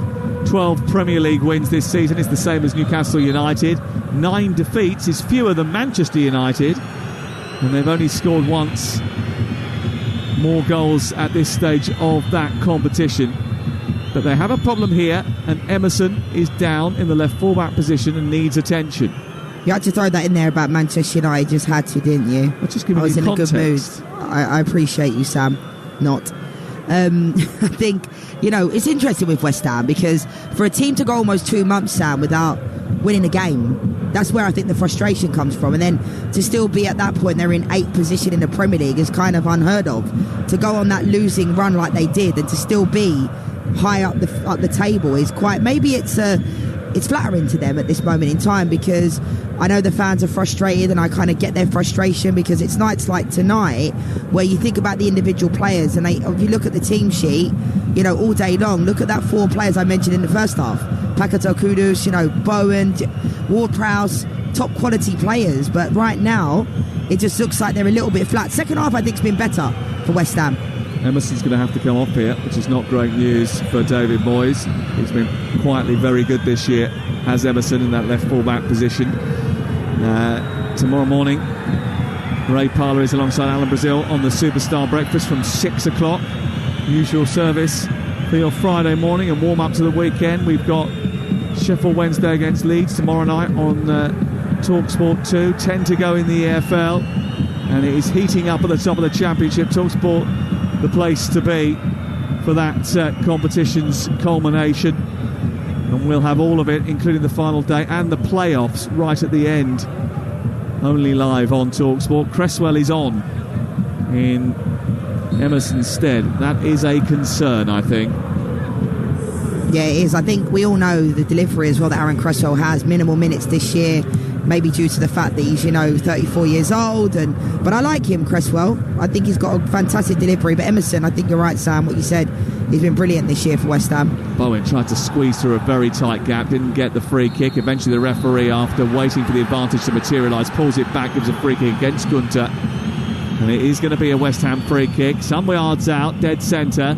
Egerstein and Gunter coming in from either side. Well done, Jared Bowen. I mean, at times he's completely isolated, receiving the ball on the run, and there's 3 players around him and he's drawing a foul, and he's done well, I think, because I said it, he's isolated a lot on his own. And when you've got players like Bowen and Kudus that are so comfortable running at players, Paquetá, they cause so many problems. And it's interesting because this is a decent position for James Ward-Prowse to have a go. It might be just a little bit too far out, but he is so good at getting this ball up and over. I mean, he makes it look easy. Not scored a direct free kick in the Premier League for West Ham United. Did score 4 direct free kicks in all competitions last season, and he's placed the ball down with purpose. Paquetá is there as well. 69 minutes gone. It's Ward-Prowse who steps up, right-footed, aims it towards the far corner. It was always going to be difficult for him to get the requisite power from there, and it was well wide of the left-hand upright. It's interesting because he completely changed his technique there, Sam. It was, we know he's good at getting up and over, but he went with the knuckleball, almost like Cristiano Ronaldo used to do, and it was an interesting, choice of technique, because maybe I think he's been practicing that after training, Lianne. Yeah, maybe. I mean, we know he's so good at set pieces and free kicks, but I think in that situation there, I think it's a waste in the end, because if you're going to do that, you might as well play it, do something intricate to create a situation in front of goal. Going to be a couple of substitutions for Freiburg in the next few minutes. Michael Gregoric is coming on, and so is Weishaupt, as they look to just change things up. Hurler coming off, and the other change, I think, is going to be Grifo, I think. Yeah, it's Grifo. It's a bit of a surprise. I wonder if he's struggling just a little bit, or they're protecting him for their next game away at Bochum at the weekend.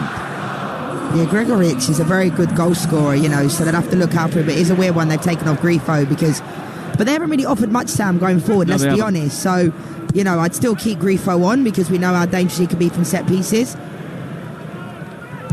West Ham got Burnley at the weekend at home. In fact, they benefit from the fact that although they've travelled tonight to Germany, they've got 3 big home games to play over the next couple of weeks before the international break. Burnley, Freiburg, and then Aston Villa.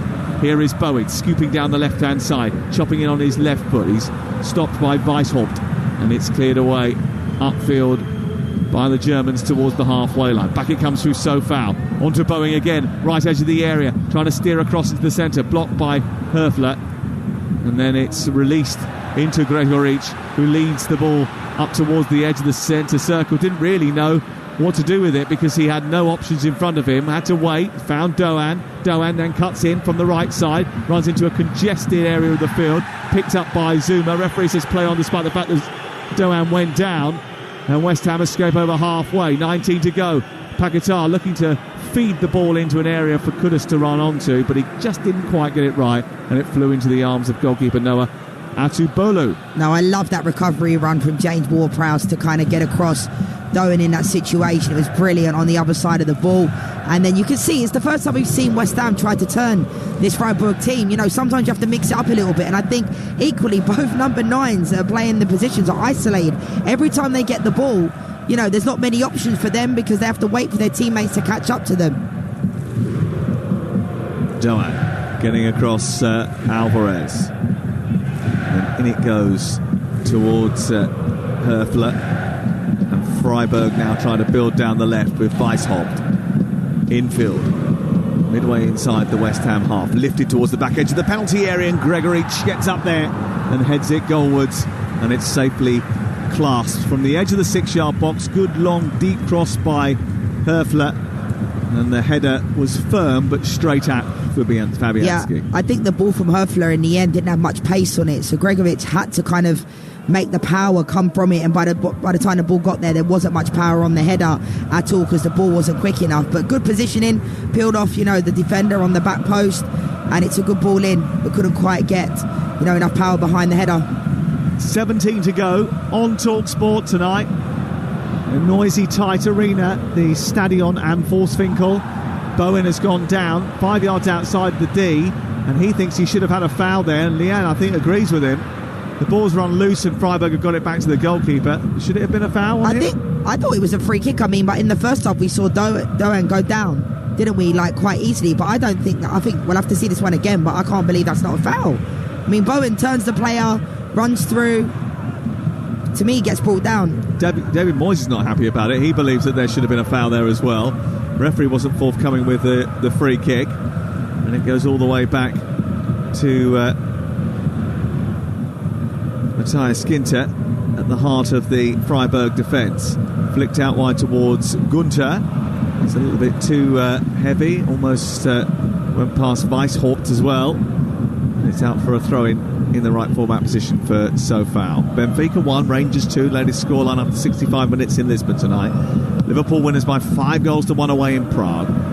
Roma beat Brighton 4-0 in Rome in the early kick-off, and Aston Villa drew 0-0 in the Conference League away from home in Amsterdam, with the second leg's all to come in a week's time. It's still goalless between Freiburg and West Ham, and Paquetá too casual.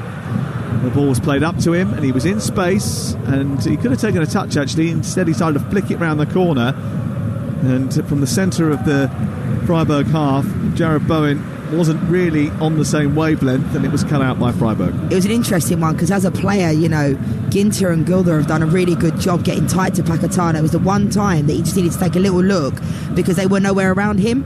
So he needs to mix it up a little bit. I understand where he was doing because it happens to the best of us where, you know, the players have been all over him every time he gets the ball because they know how integral he is with the ball. But if he just had a little look, he could have turned in that space. But that pocket of space that he's finding himself in there, that's where he's the most dangerous. That's where he can be really effective when he's turning and running at players. Yeah, he's playing in a more central role in this second half as well, with Bowen going out towards the right-hand side. And it has just meant that Kudus has been given almost a bit more licence to roam.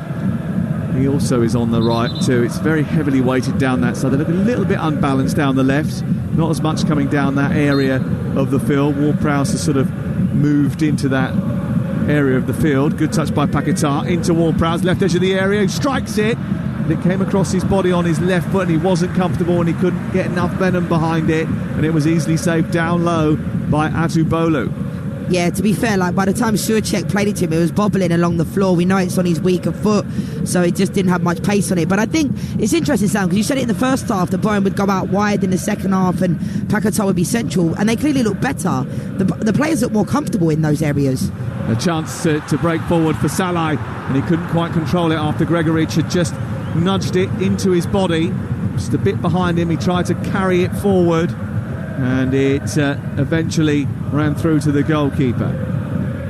Freiburg fans enjoying themselves behind the goal, jumping up and down, trying to keep things moving. Here is Mavropanos for West Ham United. There's been a goal in the game at the Stadium of Light. Talksport's David Tanner is watching. 67 minutes gone. It's Benfica 2, Rangers 2 now. And the Portuguese are back in this game thanks to an own goal. It was a free kick from wide right, floated into the box, and Connor Goldson, with not a red jersey near him, heads the ball into the top corner, well out of the reach of his own goalkeeper, Jack Butland, who's had a terrific performance. Gareth Southgate will be interested to hear tonight. But against the run of play, it would have to be said, Benfica have equalised. It's Benfica 2, Rangers 2, Sam. Back here, it's Freiburg 0, West Ham United 0. That's disappointing. And disappointing for Connor Golston as well. And Rangers 2-2 the score there. 68 minutes, I think, played in that game. We're a little bit further ahead here. Freiburg 0, West Ham 0. And we're heading up to our 77th minute. And West Ham United, with Burnley to play on Sunday. We'll keep you in touch with that in the Sunday session. Here is Cresswell bursting forward. Tries to get to the edge of the area. Produces a lovely cross into the box. It's just a whisker away from Jared Bowen, who came in on the edge of the 6-yard box and was just a couple of hair follicles from converting what was a delicious left-footed delivery by the substitute, Aaron Cresswell. Absolutely brilliant ball from Aaron Cresswell. We know he has that in his locker. I touched upon it when he came on about the types of deliveries that he has and he can do, and it was just inches away from Jared Bowen, but fantastic ball into the box. And that's what I was trying to make a point of, Sam, that these players look more comfortable in those areas. Paquetá looks more comfortable higher up. I still don't think he should be in that number 9 role, but they have to make do with what they have right now and the players that are available and that they have. Jared Bowen looks more comfortable out wide as well. So why don't they start in that way? Like, they clearly, there's a tactic they use, but Kudus is now getting involved in the game more. The distances are closer between Jared Bowen and Kudus, so why did they not start like that? We're going to send Lianne down to the interview with David Moyes a little bit later on. I'm sure he'll love me. Doan doesn't reach it. I don't mind David Moyes, I think sometimes the players have to, yes, managers have tactics, but it's not down to David Moyes to play through the lines when the players have the ball at their feet. Some of them are making such poor decisions when they're getting it. He's not on the pitch telling them don't turn the back line when Soufal had that opportunity to play James Ward-Prowse in. He wasn't telling them, go backwards. That's when the players have to also take responsibility upon themselves. 11 minutes to go. Going to be a couple more substitutions for Freiburg in the next few moments. Looks like Kubla is coming on. Lucas Kubla, who missed the last game with a thigh injury. He's about to enter the fray down in front of us. Suma wants a free kick. The referee says, we've got the ball. What do you want a free kick for? Play on. West Ham encouraged to get it forward. We're going into the final 10 minutes here, live on Talksport tonight. And chances have been few and far between, but more of them have come for West Ham in the second half. And certainly they've looked the more likely in that second half to get in front in the game. 11 attempts, 4 of them on target, West Ham. 11 attempts, 2 on target for Freiburg over the course of the 79 minutes and 30 seconds we've had so far. Kudus out towards the far touchline. The Stadion am Wumsviertel in Freiburg, full to brimming and with a hell of a lot of noise. 2,000 West Ham fans have made the journey, and they would love a last-minute goal in this game, a late goal in this game. Remember, they scored late goals in their game against Everton. 2 goals in stoppage time in last Saturday's encounter, which certainly gave it a little bit of a sugar coating. But they've given the ball away cheaply here, and Gregoritsch has sent it out wide. And it's Weishaupt out towards the left wing for Freiburg. He stops the ball, plays it on. Gunter joining, tees it back up for Salah inside the area, and he sends it into Gregoritsch, and he taps it home from inside the 6-yard box. There is a forlorn look by Fabianski across the line to see if the offside flag goes up. But Gregoric is celebrating. He believes he's given Freiburg the lead with 10 minutes remaining in the Stadion am Volkswinkel. And after hardly having an effort on goal in the second half, they have stolen the lead. A mistake by Edson Alvarez, giving it away on halfway. Gregoric picked it up from Eggestein. It was sent wide towards the left, and when the ball came back into the box, eventually from Gunter, Salai drove it through the area, and Gregoric timed his run to perfection to tap it home and steer Freiburg into the lead in the tie. It's Freiburg 1, West Ham 0. Yeah, this all comes from Alvarez. It's a really poor giveaway. You cannot lose the ball in that area when you're on the build-up.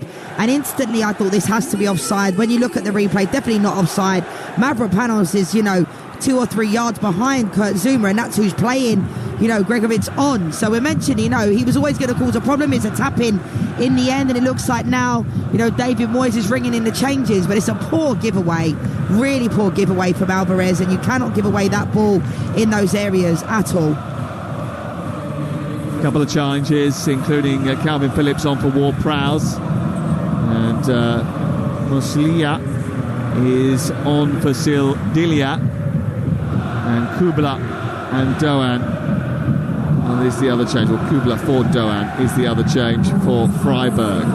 So West Ham now behind in the tie by a goal to nil in Freiburg, and that was sloppy from Edson Alvarez. I think he's been brilliant all season, Edson Alvarez, but that mistake on halfway, you give a team a chance like that and you invite pressure, and if you're not quite switched on, it causes you an issue.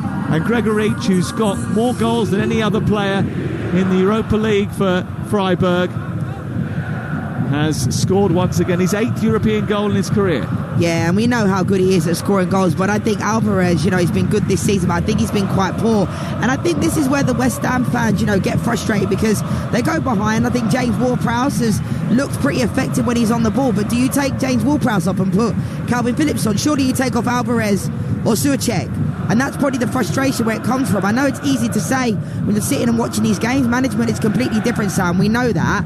But I think, when it comes down to it, West Ham would have more of a chance of winning this game or bringing themselves back into it with James Ward-Prowse on and Calvin Phillips. Surely you sacrifice... it looks like Souček's higher up the field of play now, almost playing in the 2 with Paquetá. So you've got Kudus on the left-hand side, Bowen on the right, Souček and Paquetá as the sort of central figures, and Alvarez and Calvin Phillips, the two in front of the defence, as Freiburg come forward again, down the left, towards the edge of the area. Gunter picks out Eggestein, and Eggestein, well, he wraps his left foot around it, but couldn't keep it down. It goes over the bar and out for a goal kick. And West Ham are going to be a little bit careful here, because 1-0, rescuable, 2-0, big problem. Yeah, and Eggestein there just hits it completely over the bar, but you can see they're getting into good areas. And again, the tactics from tonight's game from David Moyes, I was kind of sticking up for David Moyes before the game, and I was saying, look at where they are, let's have a little bit of realism about it. But what I'm seeing within this game, it was winnable,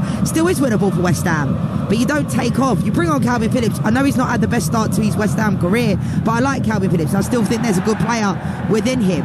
He just needs to get some games, needs to get some minutes, but you don't take off Ward-Prowse in these types of games, and I think that's where the frustration comes from with the fans. Well, you certainly don't take off Ward-Prowse and replace him with Phillips in the seconds after you've conceded the first goal. Exactly.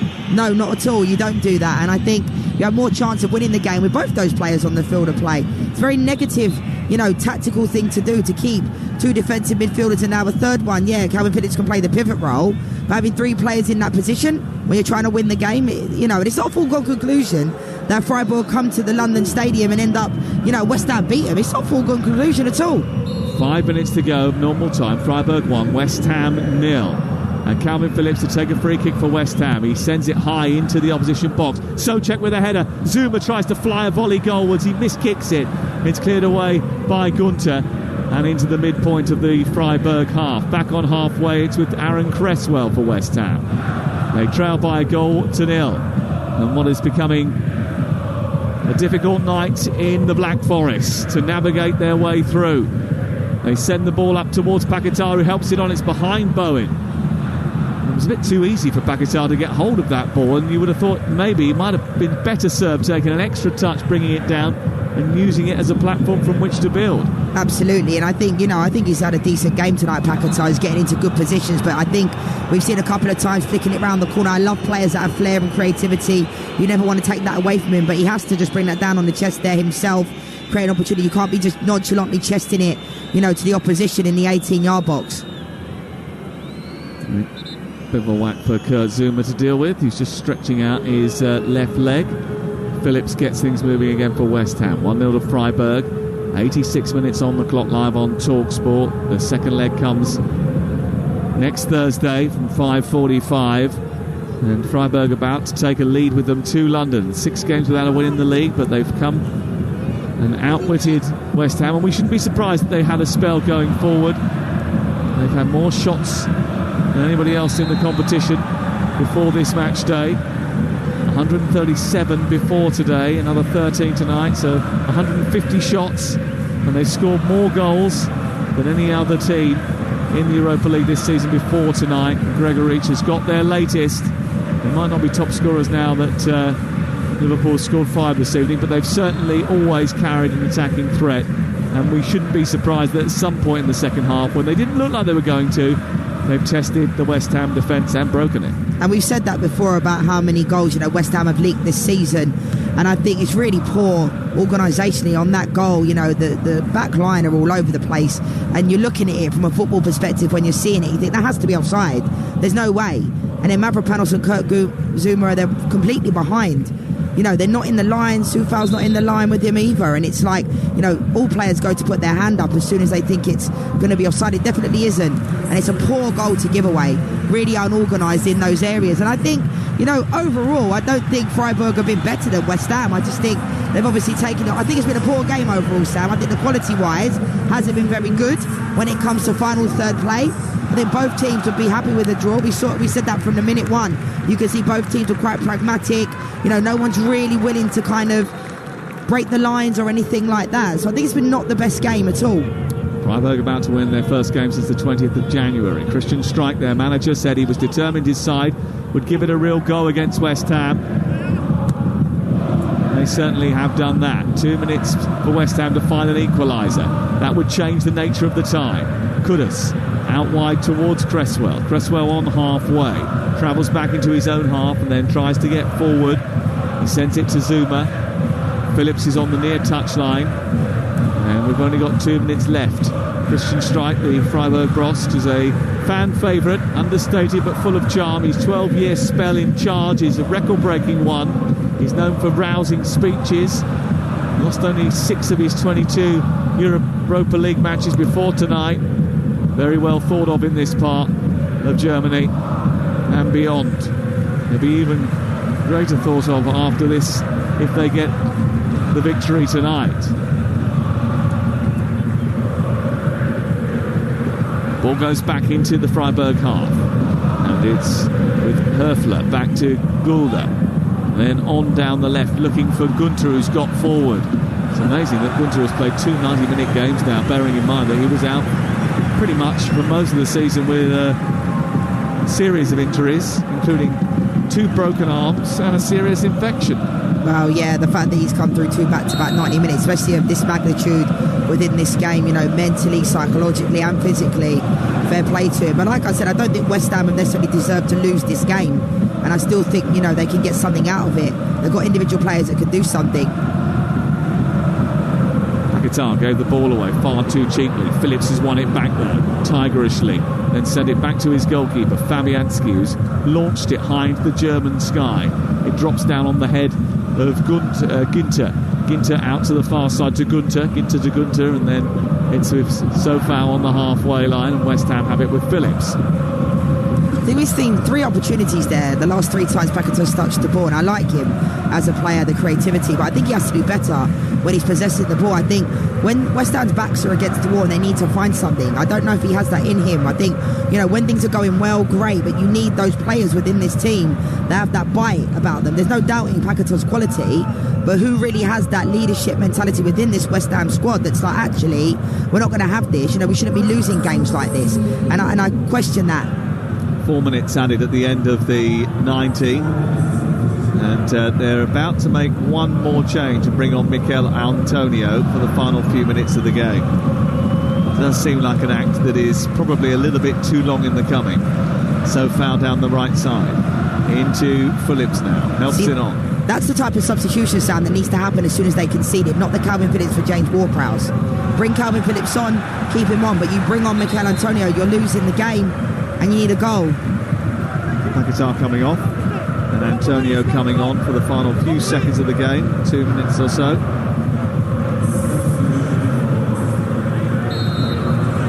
Antonio, it's been a long time since he last scored a goal. Not managed to register a goal in his last 14 appearances for West Ham. Last goal was against Brighton on August the 26th. I know he's had injuries, but that's a long time without one. That is a long time, but the one thing I like about Mikel Antonio is that he's hungry. Has sent the ball down the left-hand side. And they're on the scamper once again. Muslia trying to get into an advanced position. And across comes Mavropanos and sends it out of play and away for a throw-in. The Freiburg supporters believe they're going to win the game, Lianne.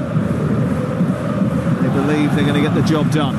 Yeah, it seems that way as well, which is quite surprising. I don't think they've necessarily been the better team at all. But again, you know, bringing Mikel Antonio on with 2 minutes to go. Like I said, he's the type of player that's tireless. You know, he does a lot of selfless running that I think West Ham needs. You know, you need players like that in your team that's going to tire down the defence, because I think they've wasted a lot of energy, West Ham, within this game, with players having to do too much off the ball running. When they get the ball, there's no options for them to go forward.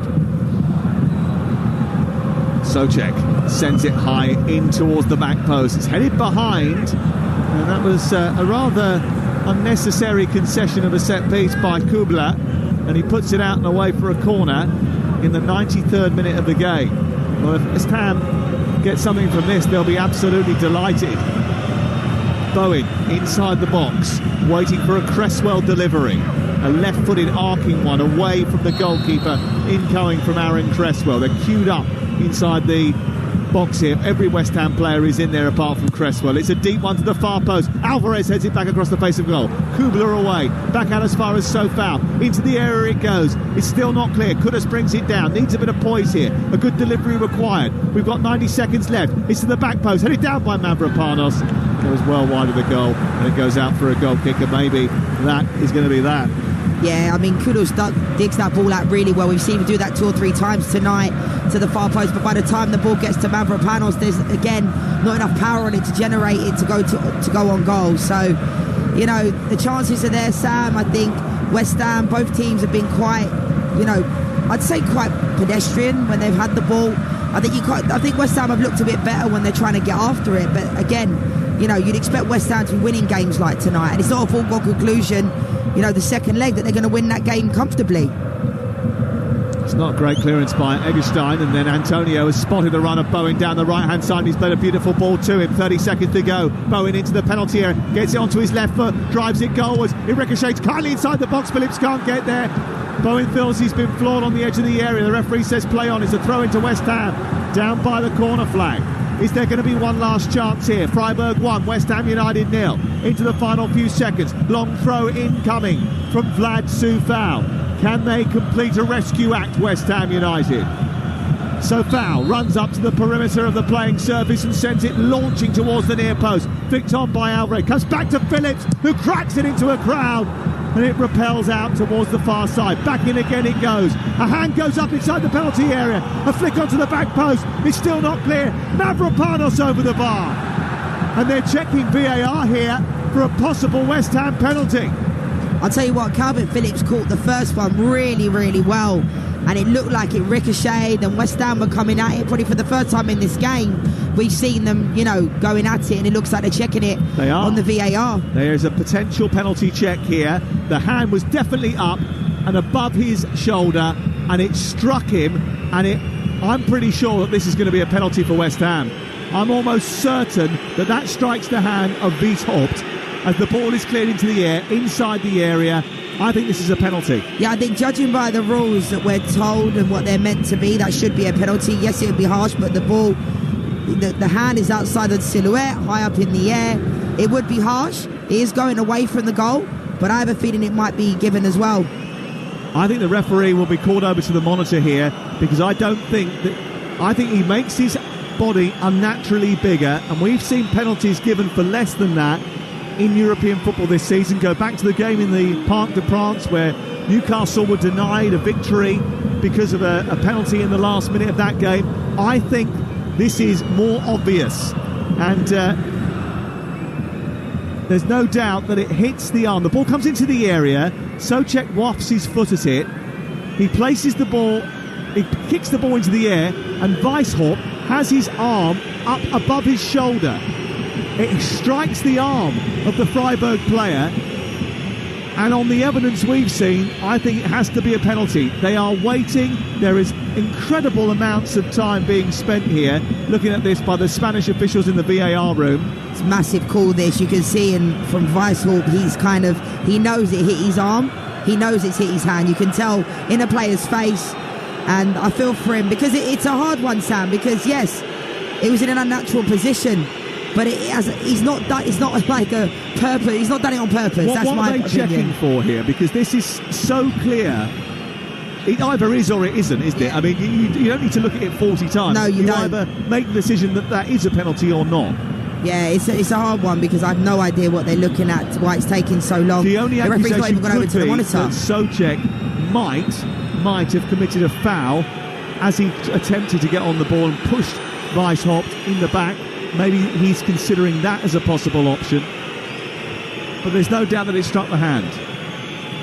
Yeah, it did. And again, this is taking far too long. I mean, I've no idea why they've not called the referee over to the monitor. It makes no sense, Now it's been almost 3 minutes, more or less, that they've been checking this for. It's taking too long, I thought.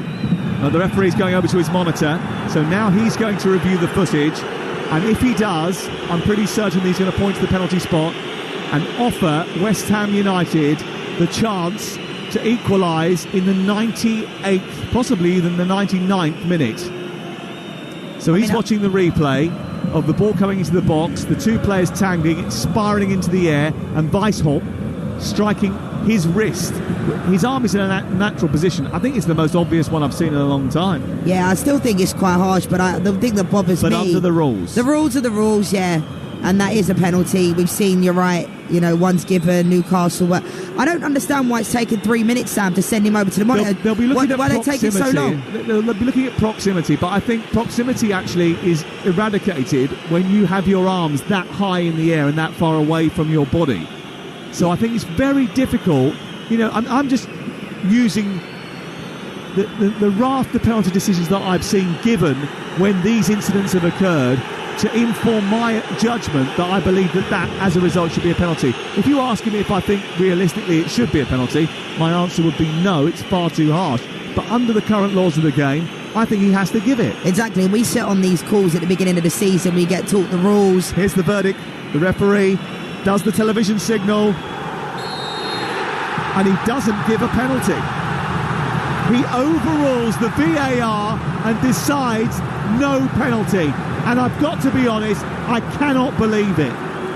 Wow, I'm lost for words, because I said to you, didn't I, Sam, it is harsh, but the rules are the rules, and these are the rules that we're taught and made to believe is the reality. Again, we don't see that very often, ever. There needs to be an explanation then, doesn't there? Because how on earth can you have a penalty given in a game like at the Parc des Princes earlier in the season, when Newcastle United are robbed of a place in the knockout stages pretty much of the Champions League, and then that, which is a very clear handball under the current law, whether you agree with the law or not, that's a different matter. Exactly. That's a completely different discussion. But under the current law, that should have been a penalty. Yeah, and the thing that concerns me is it's taken... We don't see that very often, where the referee goes over to the monitor...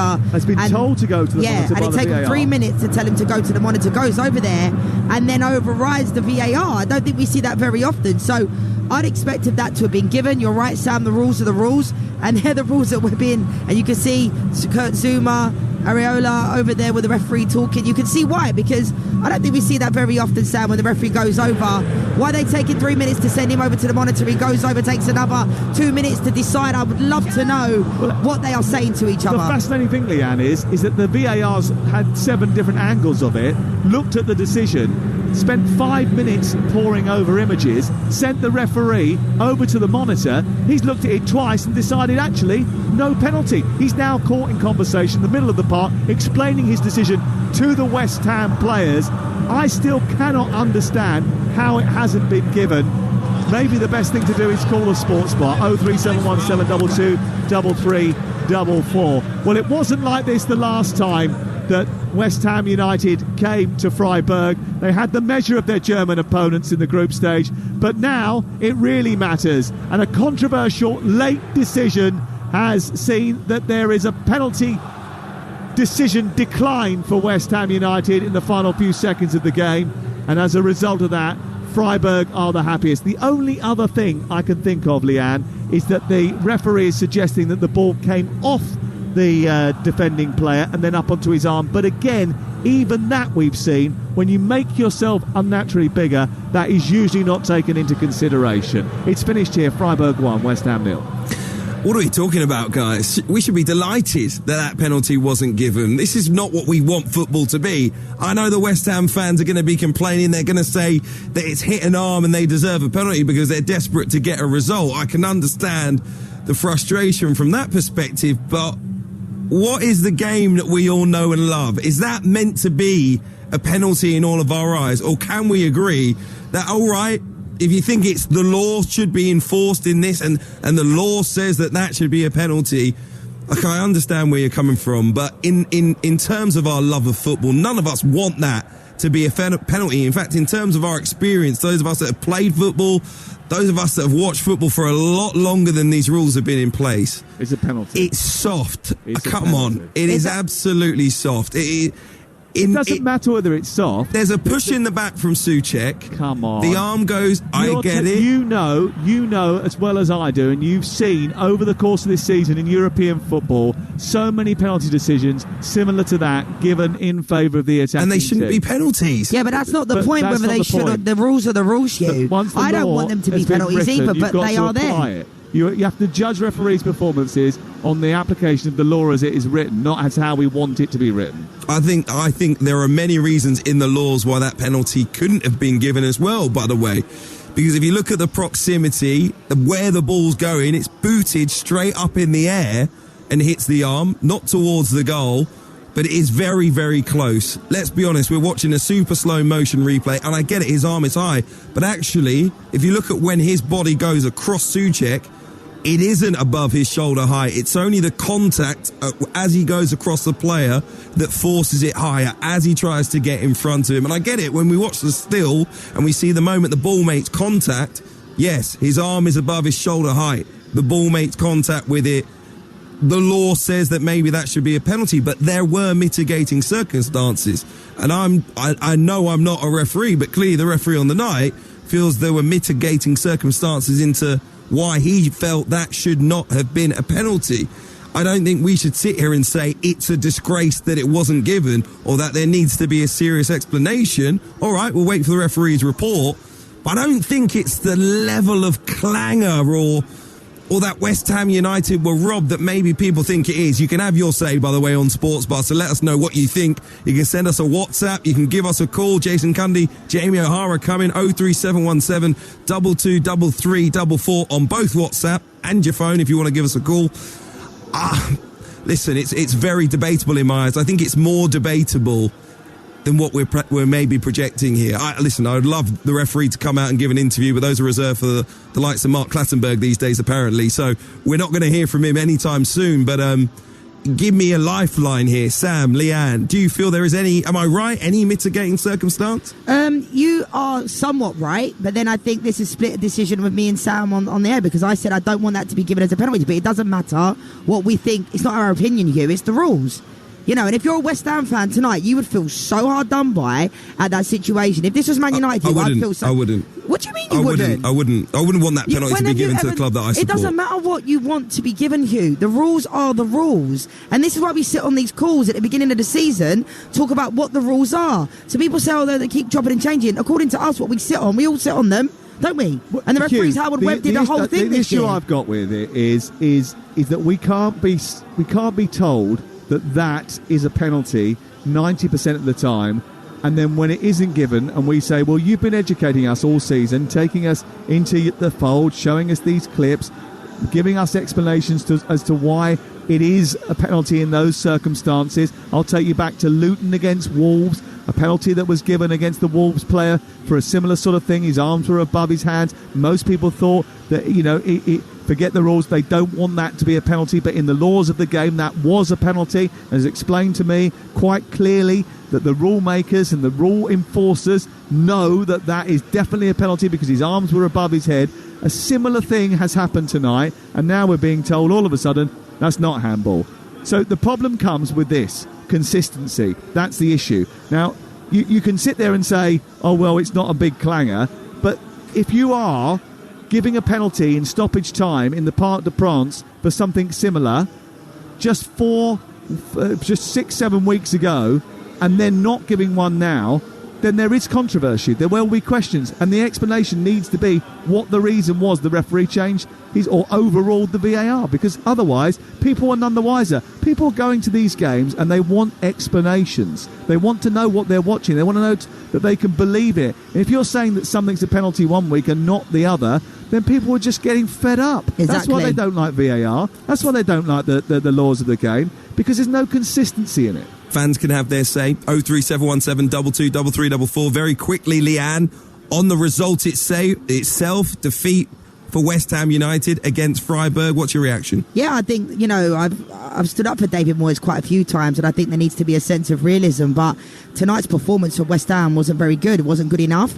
I don't think they deserved to lose the game, if I'm being honest. I thought Freiburg were not that great either. I don't think it was a great game of football, but I think tactically, I said it during the commentary, taking off James Ward-Prowse, putting on Calvin Phillips, absolutely put Calvin Phillips on. But I wouldn't take off James Ward-Prowse, and then bringing Mikel Antonio on with 2 minutes to go, taking off Paquetá. They just look like they're all over the place at times, and they've got these free-flowing, centre forwards, wide players, Kudus, Jared Bowen, and they just look isolated at times, Hugh. So again, I didn't think it was a foregone conclusion they'd go to the London Stadium and win that game. I don't, even when the game was 0-0. So I think some of the tactics need to change, but I think some of the players need to take more responsibility. There was a time where Soufal should have just played James Ward-Prowse in. He comes inside, plays it back to Kurt Zouma. That's not down to David Moyes. Players need to take responsibility as well. They'll be responsible for this result. We'll hear from David Moyes with his reaction to both the result and that controversial moment at the end. Lianne Sanderson, Sam Matterface, thank you very much for the commentary this evening. Not the result that West Ham were looking for, but a very positive one for Rangers.